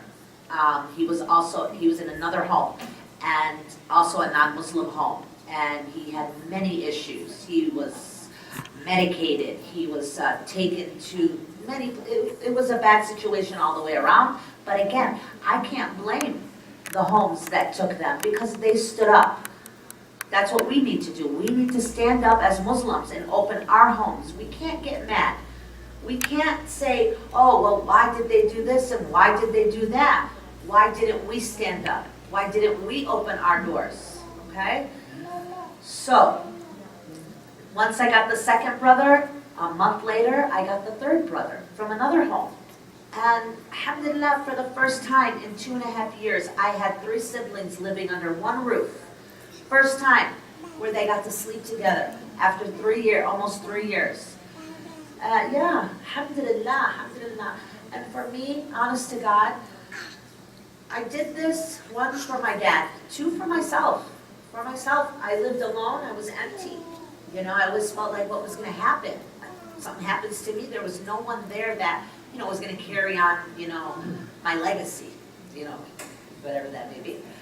So, but alhamdulillah, now, with the 3 boys that I helped, after a year of living with me and going to countless visitation, countless court dates, countless appointments, they were able to be reunited with their mother, and that is what we're here for. We're here to reunite these children, and alhamdulillah, they were reunited with their mom, and for me, wallah, I feel like I had barakas coming everywhere, barakah, like blessings from God, without even realizing it. The moment I opened my home, it was just beauty all around me, alhamdulillah. So, they go to the mosque, they pray, alhamdulillah, they're speaking Arabic, they're Middle Eastern descent, and they're more involved with their mom, their hearts are more open, because when they were in the non-Muslim homes, unfortunately, those parents were not allowing them to speak to their siblings, was not allowing them to speak to their mom. Only time they got was 1 hour, 1 week, of every week. So, alhamdulillah. Now, once they went back to their mom, I got 3 new girls, okay? And these also were Muslim girls, and they were living in a Jewish home. And every Saturday, they were going to temple. And again, I can't be mad at her. I can't. She was following her religion. I'm a little upset with the system because they should be more on it, but that's another topic for another day. But I can't be mad at her. Now that I have them in our lives, in my life, again, it was just beautiful. It was like God was just opening doors for me everywhere, and for them. Now they're praying, or they're trying to learn how to pray. They're trying to learn more about their religion. And I'm affiliated with Muslim Foster Care Association, and blessings to them, because they opened up their hearts to me as well, helping me, helping the girls with like little care packages, a scarf, a prayer rug. This is like, it's bringing their roots, their religion back to them. Just something as simple as a prayer rug. They didn't have that. Simple as a backpack coming from another Muslim caring for her or myself. And so, and I know it's hard. I know it's a process to get your license. But as I said earlier, I was speaking to someone earlier, if we just need you to get licensed, we need you to go through the process, get the license, have it in your pocket. You don't have to be full-time. Just a week ago, I needed a break, okay? My family's not here. My mom went out of town. My sister's out of town. I didn't have anyone to help me with these girls. And also, remember, I had boys, 3 boys for a year. So it was really hard. They went home 2 days later, I got 3 girls. And I needed a break. I called my facility where I got my license, and I said, please, is there a Muslim home that I could send these girls to? I just need a few days off. I need to re-energize myself. I have work next week, and I was off. It was hectic. And unfortunately, there were no Muslim homes. There was no one to take these girls. So what I need from Muslims are get your license and become, if you don't want to be full-time, become respite foster parents. Respite is a fancy word for substitute, babysitter, or whatever it is you want to call it. But I would have felt so much more comfortable if I would have had a Muslim family that I could take my girls to for a few days so I can re-energize and then pick them up. But unfortunately, there were no Muslim homes.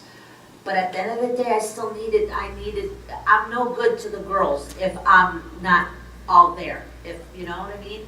But alhamdulillah, now I'm back, we're back together. And like I said, I know it's a long process to get the license, and I know it is a big commitment. But again, if you can't do it 24/7, you can do it for a few days. And again, we can't get mad at anyone else, All we can do is get mad at ourselves that there are not enough Muslim families out there. I'm sure you guys all know this, but the Rasul Sallallahu Alaihi Wasallam, okay, he said the ones that foster, okay, I don't want to say it incorrectly. Okay, the messenger, peace be upon him, said, I will be like this in Jannah with the person who takes care of an orphan. So this is the prophet, and this is you. Why do we pray? Why do we salli? Why do we give zakat? Why? Because we want to please Allah. How much more pleasing can we get if we're going to be in heaven with the prophet? Just by opening your hearts, opening your homes. And that's what I'm doing. And alhamdulillah, I'm so happy that my life went into this direction. It was never planned. But I can't see myself any other way than being a Muslim foster parent and being there for our children. Because if we're not there, then who else? Who will be there for our kids? That's it. And I hope you enjoyed it. Thank you. Assalamu alaikum. My name is Rania Shbib. After Maryam and Linda, I don't know if you guys need to hear me, really. I mean, their stories are so wonderful. I just want to start by saying that as a foster parent coming to events like this, it's really wonderful because it gives you another opportunity to connect with other foster parents and with Samaritas and just people that are working on this mission, you know, to help children that are in foster care. So it's always such a pleasure to come and just connect with other foster parents and feel that support. So it's good to see you guys. So I'll start with a little bit about why my husband and I decided to become foster parents. Initially, I have to say that I think we were pretty naive that there was a need in foster care. And when I say a need, I don't mean just for Muslim children, but just, you know, really for children in general. We didn't know. I mean, I knew that there was foster care system, but I didn't realize that there was such a need. So once I became aware of that need, and then I knew that there were Muslim children specifically that were requesting Muslim homes, and they weren't able to be placed with Muslim homes because there were very, very few licensed Muslim foster homes. I knew that I didn't have a reason not to become licensed. I truly felt that this was an obligation, something that it was our duty, and I had absolutely no reason not to follow through with it. I went through some sleepless nights of, you know, really knowing that this is a duty I have to step forward with and have to take on. A lot of prayer, a lot of istikhara. My husband and I doing a lot of talking. To be very honest with you, he was a little hesitant initially. He's a physician with a very busy schedule. You can ask Amanda. She's my licensing worker, and I love her. And she sees me often, but she doesn't get to see Enes very often because he's very busy. So fostering is definitely a time commitment. He was hesitant about how this could change our family dynamics and what kind of a time commitment it would mean for him. Alhamdulillah, after talking through that, we did make the decision that we wanted to become licensed foster parents. We decided to become licensed with Samaritas because they can license for both domestic foster care and refugee foster care, which is wonderful. We initially did not know which route we wanted to go because, as I'm sure you've been told, there are some big differences between domestic foster care, refugee foster care. What ended up happening is, as we were going through the licensing process, they say it takes, by the way, between 3 to 6 months. My husband and I were able to complete it in 3 months. To be honest with you, I really didn't find it to be difficult. It was a time commitment, but it wasn't actually difficult. There's some paperwork involved. It is intrusive. There's interviews involved. But, you know, rightfully so. They want to make sure that the children are placed in a good home. So as we were going through the licensing process, Amanda had mentioned to me that there is a Muslim refugee foster girl that was currently placed with a non-Muslim family but had been very adamant about requesting a Muslim family. So as soon as we became licensed, apparently we were the first Muslim family in Michigan to be licensed with refugee foster care, not domestic foster care, but with refugee foster care. And so we decided to go ahead and move forward with welcoming her to our home and to our family. Now, one thing I'm sure you've learned with refugee foster care is that they are all teenagers. I have 3 birth children. They are now 13, 12, and 8. And I have never parented, at the time I had never parented a teenager before, and so this was going to be something very new to me, right? I've heard what teenagers are like, but this is a new experience for me as well. Again, we decided to go through with it, and alhamdulillah, our foster daughter has been with us now for 2 years, and alhamdulillah, without getting into too much detail, we've seen wonderful improvement as far as academics, physical health, mental health. It's just been really wonderful. So we're very happy about that. I do want to say, when she was previously with a non-Muslim family, they were wonderful people. Some of the things that were difficult for her, Ramadan especially was very difficult for her because she was fasting alone during the day. If she was going to wake up for suhoor or break her fast in Maghrib by herself, then that was something she was doing alone. And just enjoying the kind of the festivities or, of Ramadan, she wasn't able to really participate in that because going to Taraweeh prayers was very difficult. And even if she did go to the local mosque, she didn't have a connection with the community there because she's just kind of going solo, right? So that can be very difficult on a teenager, on a kid. Another thing that was difficult for her was praying 5 times a day, because if the foster family is out for the day and they're doing things, then of course prayer is not something that they're necessarily thinking of, but for her it's something that she wanted to maintain. So it's much easier to be with a Muslim family to be able to maintain prayer as well. I remember when she first came to live with us and we were going to Friday prayer, and she was so excited because it was the first time in a year that she had been to Friday prayer. And since then, alhamdulillah, she's really, really developed such a love and a connection with our local mosque and loves coming to the mosque, alhamdulillah. Another thing to keep in mind with refugee foster care is not only have they gone through trauma, which all foster kids have gone through trauma, but they're also coming to a new country. So the language is new, the culture is new. Many times they've missed many years of formal schooling, so academically they're behind as well. So there's a lot of transitions going on.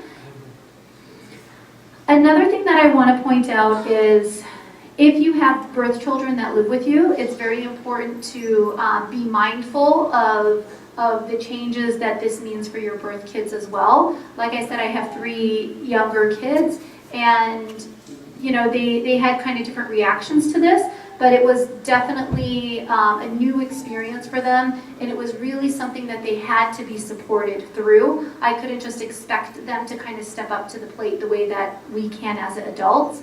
It was something that they needed a lot of support and a lot of reassurance through. Especially my children would tell me, I would try to reassure them with all the benefits and the rewards that inshallah they're getting by being a foster family, and then they would reply to me, well, how come nobody else is doing it? Right? So they're very aware of the community's reaction. That's a whole nother lecture, the community's reaction, because a lot of times people think that they're being very supportive and they will say, yes, we support you, and we're very supportive. But again, foster care is something that's still relatively new to our communities, and so people don't always know appropriate ways of interacting with foster children or with the birth kids that are fostering foster children. So that's something to be mindful of. It's something that you're going to just have to continuously talk to your children about. It does change your family dynamics, for sure. Expect that. I think people get the idea of, fostering, and it's something that's so wonderful, which it is, but please know that it does come with challenges. It's definitely a time commitment, and I believe that anything that has reward, inshallah, will come with challenges. As I mentioned before, it's really important to connect. If you do, inshallah, go through the licensing process, and even if it is for, as Linda mentioned, for respite care, please connect with other Muslim licensed foster parents. or just really foster parents in general, but especially the Muslims licensed foster parents, because those are the ones that are really going to be able to relate to what you're going through. When I was going through the licensing process, I didn't really have any place to go to for support. You know, I was looking at the local mosque, I was looking at different local organizations, and I didn't feel like people could understand me, right? The people talking to me that wanted to support me didn't have that firsthand experience. And then I was very fortunate, alhamdulillah, that a mutual friend was able to connect me with another licensed foster parent, a Muslim family in Canton, or Northville, and she became my lifeline. You know, we had never met before, but even just being able to connect over the phone, you know, if I was experiencing something, who do I go to? Other people can give me advice, but they're not foster parents. So that became my support. And then as Linda mentioned, the Muslim Foster Care Association, that's a wonderful support as well for the kids, inshallah, and for the families that care for them. And I want you to know that there really is a need for Muslim families to become licensed. There really is a need. I don't know if Samaritas has already told you, but there's literally a list of refugee foster kids, Muslim kids around the world that are waiting for licensed homes to be able to come to the U.S. So there's literally a waiting list. So the kids are there, they're waiting for the homes, and they're waiting for you to welcome them to your home. And please know that I think a lot of times we think that supporting means to give financial support. And in my mind, giving financial support, making a donation, writing a check is really the easy thing to do. And it's actually what's, you know, expected of us, right? Like that's like, oh yeah, you wrote a check, you know, yeah, that you're supposed to write a check, yeah. But what's really rewarding is making the sacrifice of your time and of your effort and welcoming children into your home. And I do want to end with just two more things. I strongly believe in fostering all children.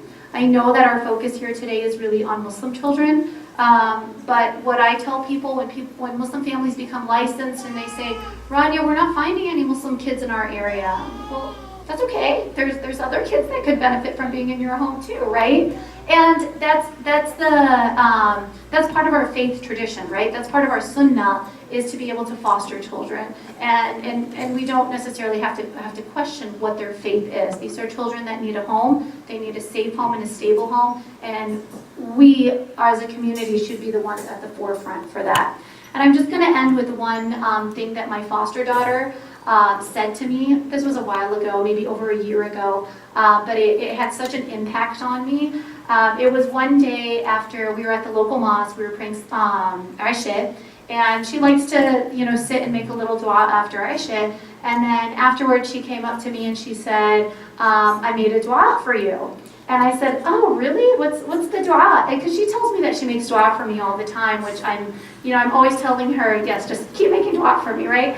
So this one day, she said, do you want me to tell you what the dua was? And I said, yeah, tell me. She said, I made dua for you. And please keep in mind that English is not her first language, right? So I was really impressed by this.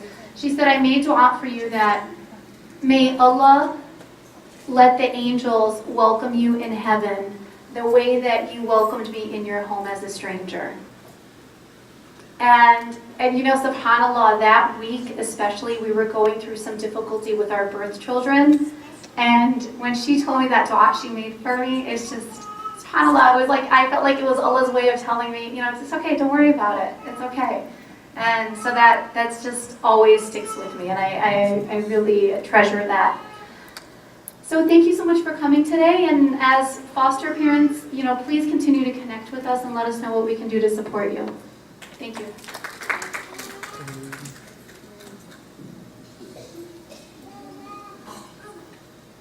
So right now we have down a time for question and answer. And I just wonder if anybody has any questions that they would like to ask. All of us who have spoken can come up to the front and be available. But I see that there are not too many people here, so maybe a more casual setting is better. I don't know. But also, one note is that this entire thing has been filmed, and it is being put on Muslim Family Services Facebook page. So even if you know someone who wasn't able to come that you think, wow, they really need to hear this information, please direct them to that Facebook and to that video so that they can get all of the really good information that you have gotten. And also, additionally, it is going to be on the Muslim Observer has been here as well, doing interviews, and so they are going to have some of this information available to people. So direct them to the Muslim Observer too, who was kind enough to come out here and record some of what we are doing. So right now we will be up for question and answer and just see if anybody has any questions. Now is the time to ask of any of the speakers or any of the foster families. Not all at once. Not all at once. Take your time. One at a time. And maybe let's do this because we are a small group. If you have a particular question that, like say for our licensing worker Amanda, she can come up and answer that question as opposed to us all huddling around the table right now. So.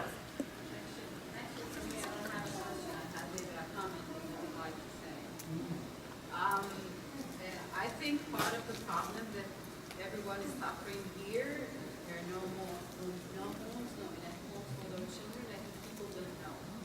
Me personally, I've been looking for the past year and a half to help. I didn't know where to go. I asked people, I tried to look on the internet. What I'm saying is not a question, I have a comment. I think part of the problem that we're suffering from, that there are no enough homes for those children, I think we don't know. For me personally, I've been trying for the past year and a half, looking to help anyone, black, white, Christian, Jewish, Muslim, whoever. I really wanted to do this. I don't have children, I have a big life, I have so much capabilities, I have enough time and effort and energy and knowledge. I didn't know. And even about this event, I just knew about it by accident, through a group. I didn't have, I tried to open the website of the masjid to know more information. I did not find any more information. So I think part of it is not only people do not want to do it, or people are reluctant to do it, or people, they just selfish, or people just don't care, or whatever. I think part of it people don't know. So maybe if through the media and through your ways to make people know more about it, I'm sure it's going to help more. If you show them what exactly you're doing and how to start, where to start, what to do, who to ask, where to go. Because there's so many people who would like to do something and they cannot do it, they just write a check, like my husband, write a check and just mail it. I'm done. I'm done. I did what I have to do. No, you did not do what you have to do. But also, it's not only his fault to everybody else's fault. I think it's also those you people who are in charge. You need to reach the people, to tell them. They need to know. They don't know. Me personally, I tried to know, and I could not know until last week by accident. Thank you. I wish you good luck. I just want to add something to that. I've realized that the best way to teach people is really by example. I think no matter how many presentations people can come and attend, I think people just, seeing my family in the community, Linda's family, Mariam's family in the community, that really gives people like a visual and like that, they get to see what it's like. Because otherwise just kind of having it presented to them is such a different experience. Imagine if I met you a year and a half with the kid that you have. Yeah. This would have made a huge difference. I don't know, maybe you were living maybe just half an hour from my house and I have no clue. I don't know what's going on here. And I also want to add that I think it's so important that to continue to support the families that are being licensed. So there are some families that they might not be able to be licensed, but just to support those that are doing it, and there's so many ways that we can support the families that are doing it. You need also to reach more masajid. You need to reach more masjid. There are like big events in Eid or in a prayer or something where everyone is there. You will collect much more people than just, people. But I think that's our responsibility, right? Our responsibility in the community is to do that. Yeah. I'm not saying about that. Yeah. Our we are doing that. We are doing that. In the school, we are helping the people and we are giving the refugees a lot of food and clothes. And in these times, we are telling them, please adopt them, please foster care lot of time to tell people, a lot of time. In mosque, we discuss these topics. It's not like that It we are needs like. to be a non-stop process. Basically for Muslim children, because nobody will teach them what they are, and besides our children too. Because I have learned that there's so much need. The for only thousands of other only children problem too. we have to tell everybody that this procedure is not that much hard. Become a foster parent, licensed foster parent is not hard. Only this, when parents are going to get this point, if this procedure is not hard, you will see how many parents are going to come forward. But I want to add something to that. The licensing process is not very difficult, but honestly, the real work starts once the child is placed in your home. Exactly. The other stuff is very, very We easy. have so much problem with our own kids. Own kids, we have too many problems. Why we have become like this? Oh, this kid is giving us problem. I think it was more taboo before. For us as Muslims, it was taboo to be the word foster parent. Tell them, if this procedure is not that much tough, nobody is going to take stuff from you guys. Come forward and share your love with me. We need these foster kids need your love only. Only this knowledge they want to know. Otherwise, we are giving them much knowledge about become foster parent. Yeah, showing live example is the most effective thing that you could do, everyone. This is Like on gonna Facebook, help, we gonna know help much. everyone. We know about foster parent from Facebook a lot. We want to, Yes. There's some organization in Detroit. I have emailed them like 2 weeks ago. I did not receive any response from them. about foster care? Foster, adoption, whatever. I told them I want to help. I don't care about religion, race, color, I don't care. I just want to help. I heard there is a huge need for fostering those kids. I want to help. And I gave them my contact information and everything, and till this day, till this moment. So that You should talk to Claudia here. I'm sure Claudia wants to talk to you because somebody, we need I don't foster know, families. Somebody in Southfield, Detroit, I'm not sure. I'll show you. I think this So- happens with a lot of people, that there is a desire to help. In so many people, there's a desire, and so we need to find effective ways to bridge the gap between the desire to help and the first step. And I think that that's where, and to echo what has been said up here, what Rania just said of supporting the families who are already fostering, I mean, to be very honest, I didn't tell most of my relatives that I had become a foster parent because of what Linda had said, that there is some taboo in our community of like, this idea of some discomfort around these notions of adoption or what exactly does being a foster parent mean, and to, like what you said really inspired me to say maybe I do need to be more visible in my community and more open and just talk to my own relatives who I had not talked to about this process and my experiences, because if I don't tell people, how will they know? So I guess, it's like we said, this is the need for foster children is across the spectrum, and it's not just a Muslim need, but we as a Muslim community should be looking to ourselves, saying how can we as Muslims be solving this problem within our own community and being a resource to the wider community. So it's a push for all of us. And Samaritas wants to work with families. So as you were saying, getting out in the community more, we would love to. You know who we are now. You can take our cards. This is an open invitation. Come, let us share our information. Let us partner with you. Let us speak with you and share about the need that we have for foster families. That's why we're here. We are here because we want to be here, because we want to find families for these youth, because we know the need that exists. And every day at work, we are confronted with the numbers. And so we are waiting for those invitations, those opportunities. We want to partner with you and work with you, and we want to get the word out. And Muslim Family Services wants to partner with you and work with you and help direct you to the resources there are. And so there is this community that is devoted to refugee foster care, and we want to be where you are, speaking to your friends and your family and letting them know. So, Don't you think that you need to carry this activity in other masjids? oh yeah, There is a need for that? yes, and we want to, and we are. I actually found out about Samaritas through my masjid.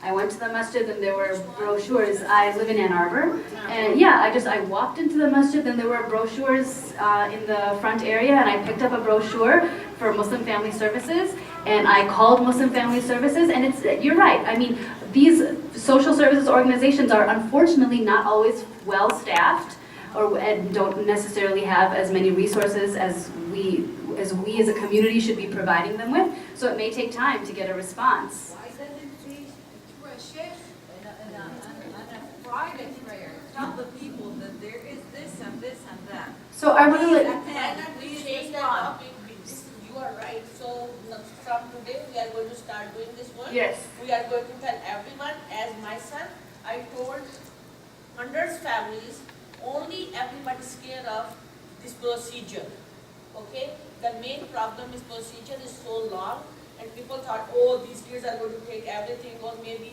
these kids are coming from disturbing families and they are going to hurt them and blah blah stuff. We are going to get together and take this message to everywhere, okay? Come to this, to come and adopt or become a foster parent, okay? So, but the thing is, make the procedure easy.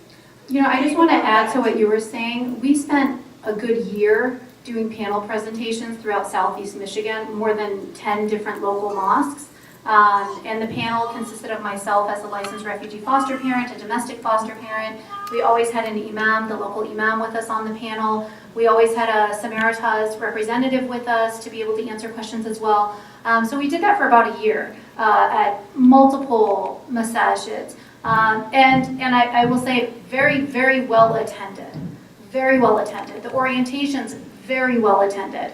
But once you get people to that point where you tell them, okay, now we're going to start licensing, it's not everybody is, it's a real change. And people can be fearful of change. And we can't just push people to do it, right? Because there's risks there, and we want to make sure that it's the best match for the kids as well, right? Because then some people may become licensed and then realize, oh, wait a minute, maybe, I'm not ready for this. So it's not something we just want to rush into. It's something we really want to not only raise awareness, but really make sure that the families that are going through the process are ready for this. But there has been a good effort, I would say, over the last year or so, or year and a half, to really push for raising awareness. But I think it's more, it's a process that weeds people out. It's something that not everybody is up to it. It's a challenge. And I will tell you that I think there's a lot, inshallah, of reward in it, because it is challenging and it's not for everybody. Yes, for sure. But Right. at least the more people know, at least the more candidates we can have. Yeah. As you mention it, I have a bunch of brochures in my briefcase that I brought with me. So if anybody knows of a place that should have brochures about Samaritas and the foster care program, feel free to come see me afterwards, and I will hand you a stack of brochures and say, place this in your local masjid And check on Facebook too. and check on Facebook and watch this video. So I think this is a good topic to talk about, like with the staff personally and all of that. Right now I want to use this as an opportunity to address any questions immediately related to like the fostering of the youth. So does anybody else have any questions? We've been licensed for almost 3 years now. We did not encounter any Muslim youth through the postal system till today. And I came across your ad on the Muslim Family Service website on the Facebook that there is actually Muslim foster kids out there that has, you've been looking for homes for them. And I need more information on this, please. If you have any. So for the refugee foster care program, there in particular, there is a huge need for foster homes for Muslim children because a number of our youth are coming from Islamic countries or are persecuted Muslim minorities. So we are the Refugee Foster Care Program. You can come talk to me more about that. And then in domestic foster care, there are also a need for foster homes for Muslim children. I personally know less about that, but Linda Musabli fosters Muslim children in the domestic foster care program, and Claudia Keen is our recruiter for the domestic foster care program. Also for the refugee program, what concerns me is it only deals with teenagers or like most older kids, you know what I mean, like 17, 18 years old, which I consider it's going to be a huge, it has like a huge impact on the lives of these kids coming to the States, you know what I mean. You do not speak the language, you know what I mean. They've been through a lot in their lives, you know what I mean. And when they're 18 years old, it would be rough to get all the kind of services that this country offers for refugees at this age, you know what I mean? So it's a struggle, really, you know what I mean? Because you have to actually take it on your own when they're that old, you know what I mean? So our concern is like taking a refugee foster child that's maybe 17, about to turn 18, and then we have a concern that after they turn 18, there are going to be more limited resources for that individual in the community. Not at all. And one thing to keep in mind is that one of the reasons that getting these kids the opportunity to get into the foster care program as refugees is that they are given so many more resources than a refugee resettling as an adult. The foster care program and the help that we can give them will last until the age of 21 if they enter the program before the age of 18. So they're going to have many, many, many more years of assistance than they would resettling as an adult. And so it is actually hugely beneficial. The support system that they are given is tremendous. It's really incomparable to any other group of refugees that are resettling. And we see them grow and we see them thrive, and it's really something you would have to experience personally. But no, that really isn't an issue in this program. We see these kids receive the best help and really thrive. So is Samaritas like a licensing foster? Yep. Yep. Does placements? Yeah, we're actually, for anyone who wants to stay afterwards, we're having an orientation for people who would like to begin the licensing process with Samaritas. We're the largest foster care agency in the state of Michigan. We work with Bethany right now. So licensed with Bethany Christian Service. So we would have to transfer license.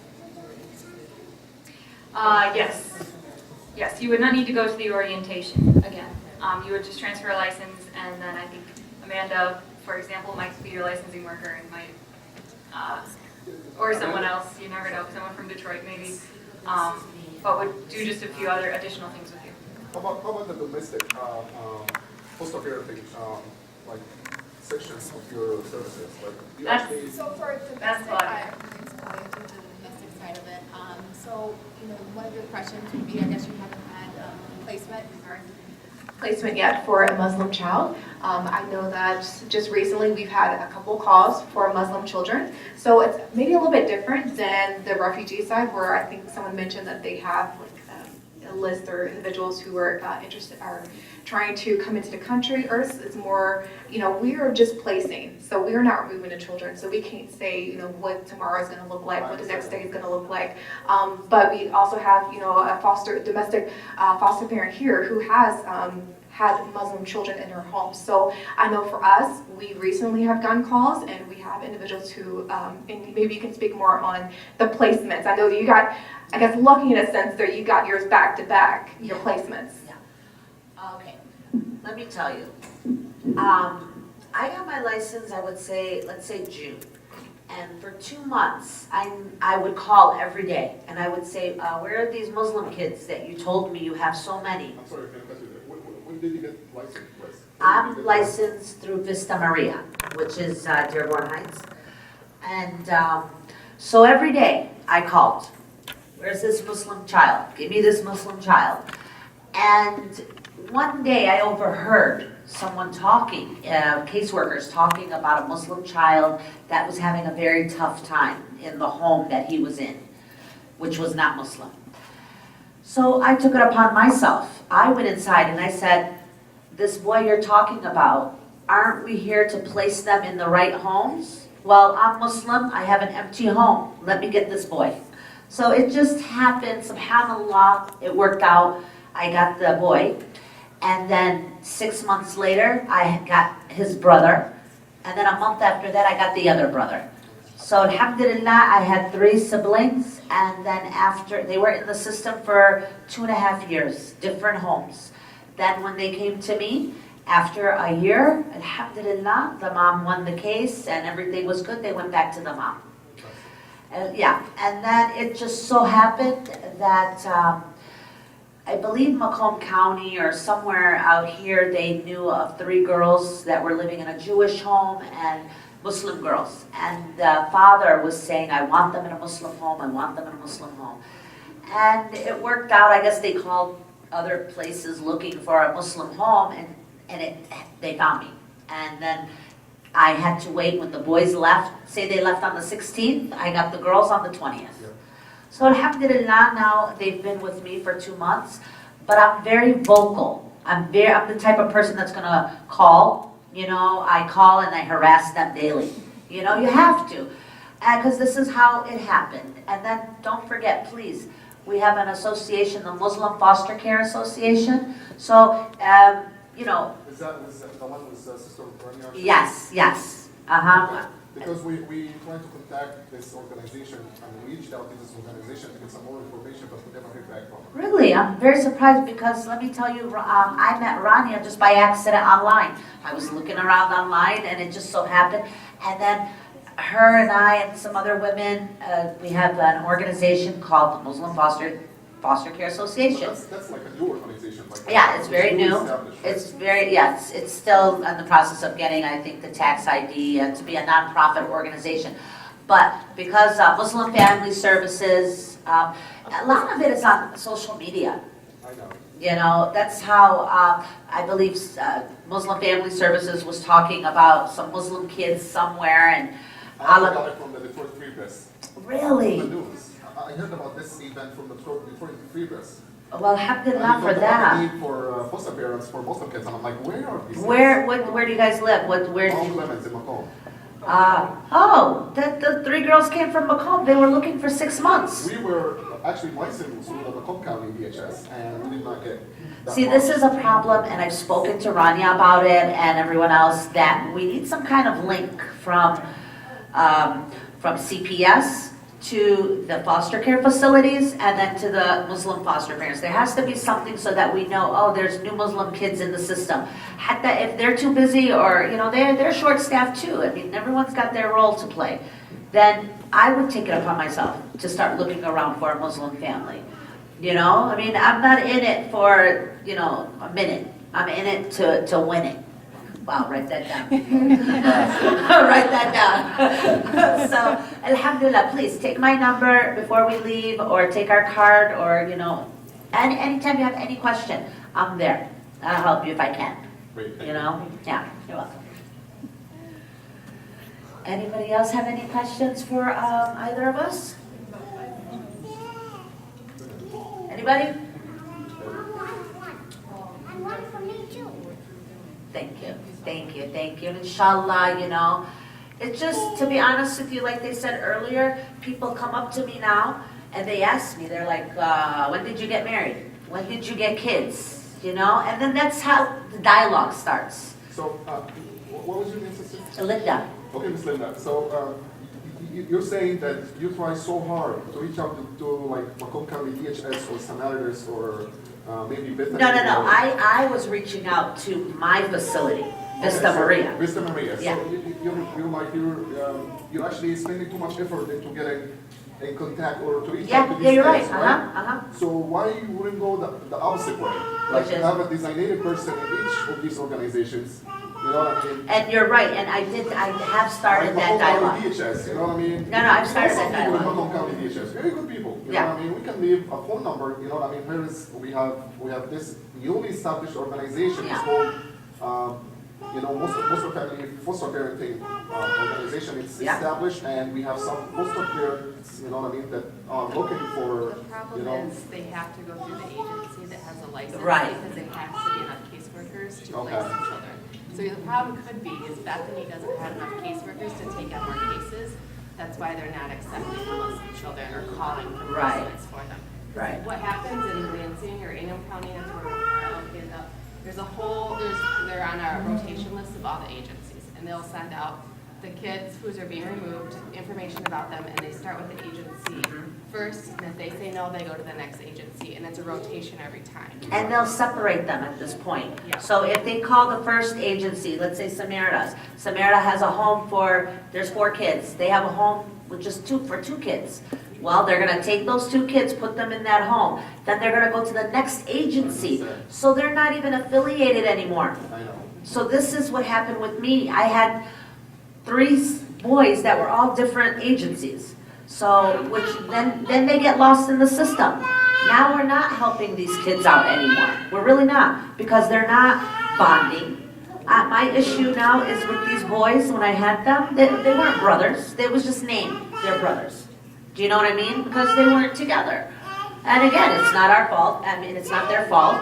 I have to say, I wish what Samaritas doing, I wish all the agencies would do. Because if they took the time out the way Samaritas doing it, then we would have more dots to connect. You know? But inshallah, like I said, Muslim Foster Care Association, that is something we are talking about. We have to figure out some way to be connected with CPS. Always wanted to do this. Not sure what you're doing. Obama, you know?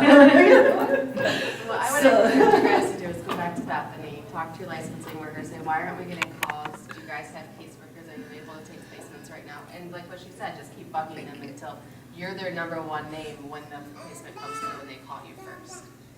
Yeah. Inshallah.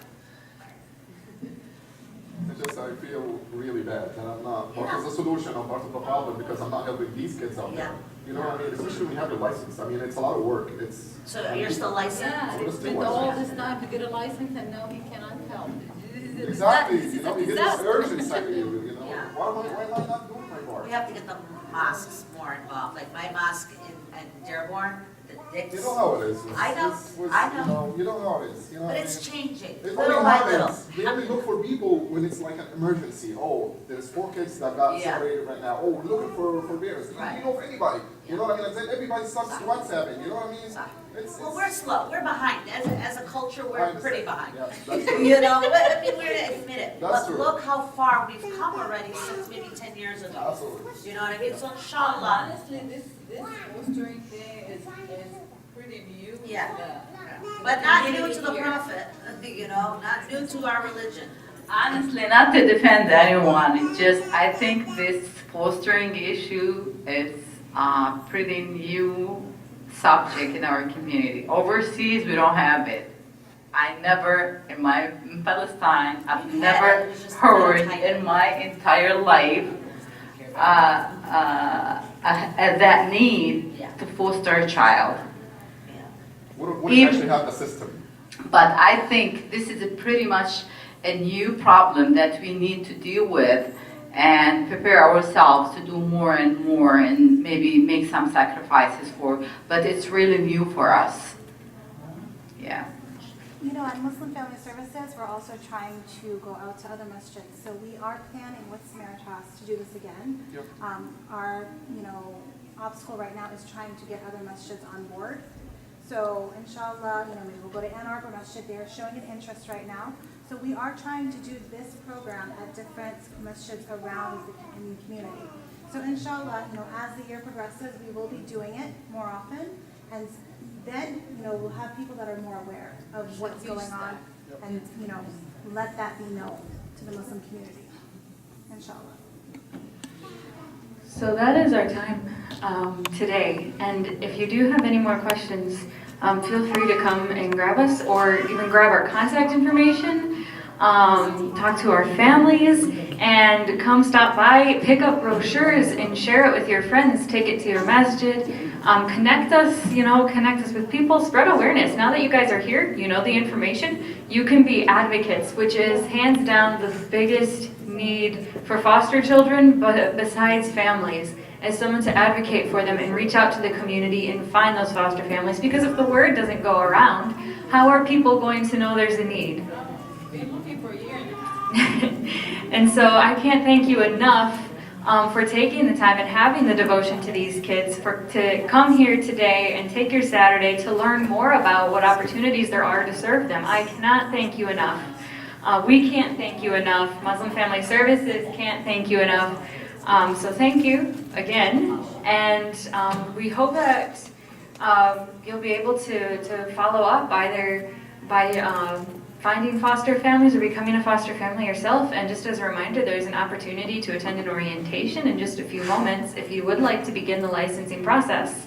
So stick around for that if that is something that you would like to do.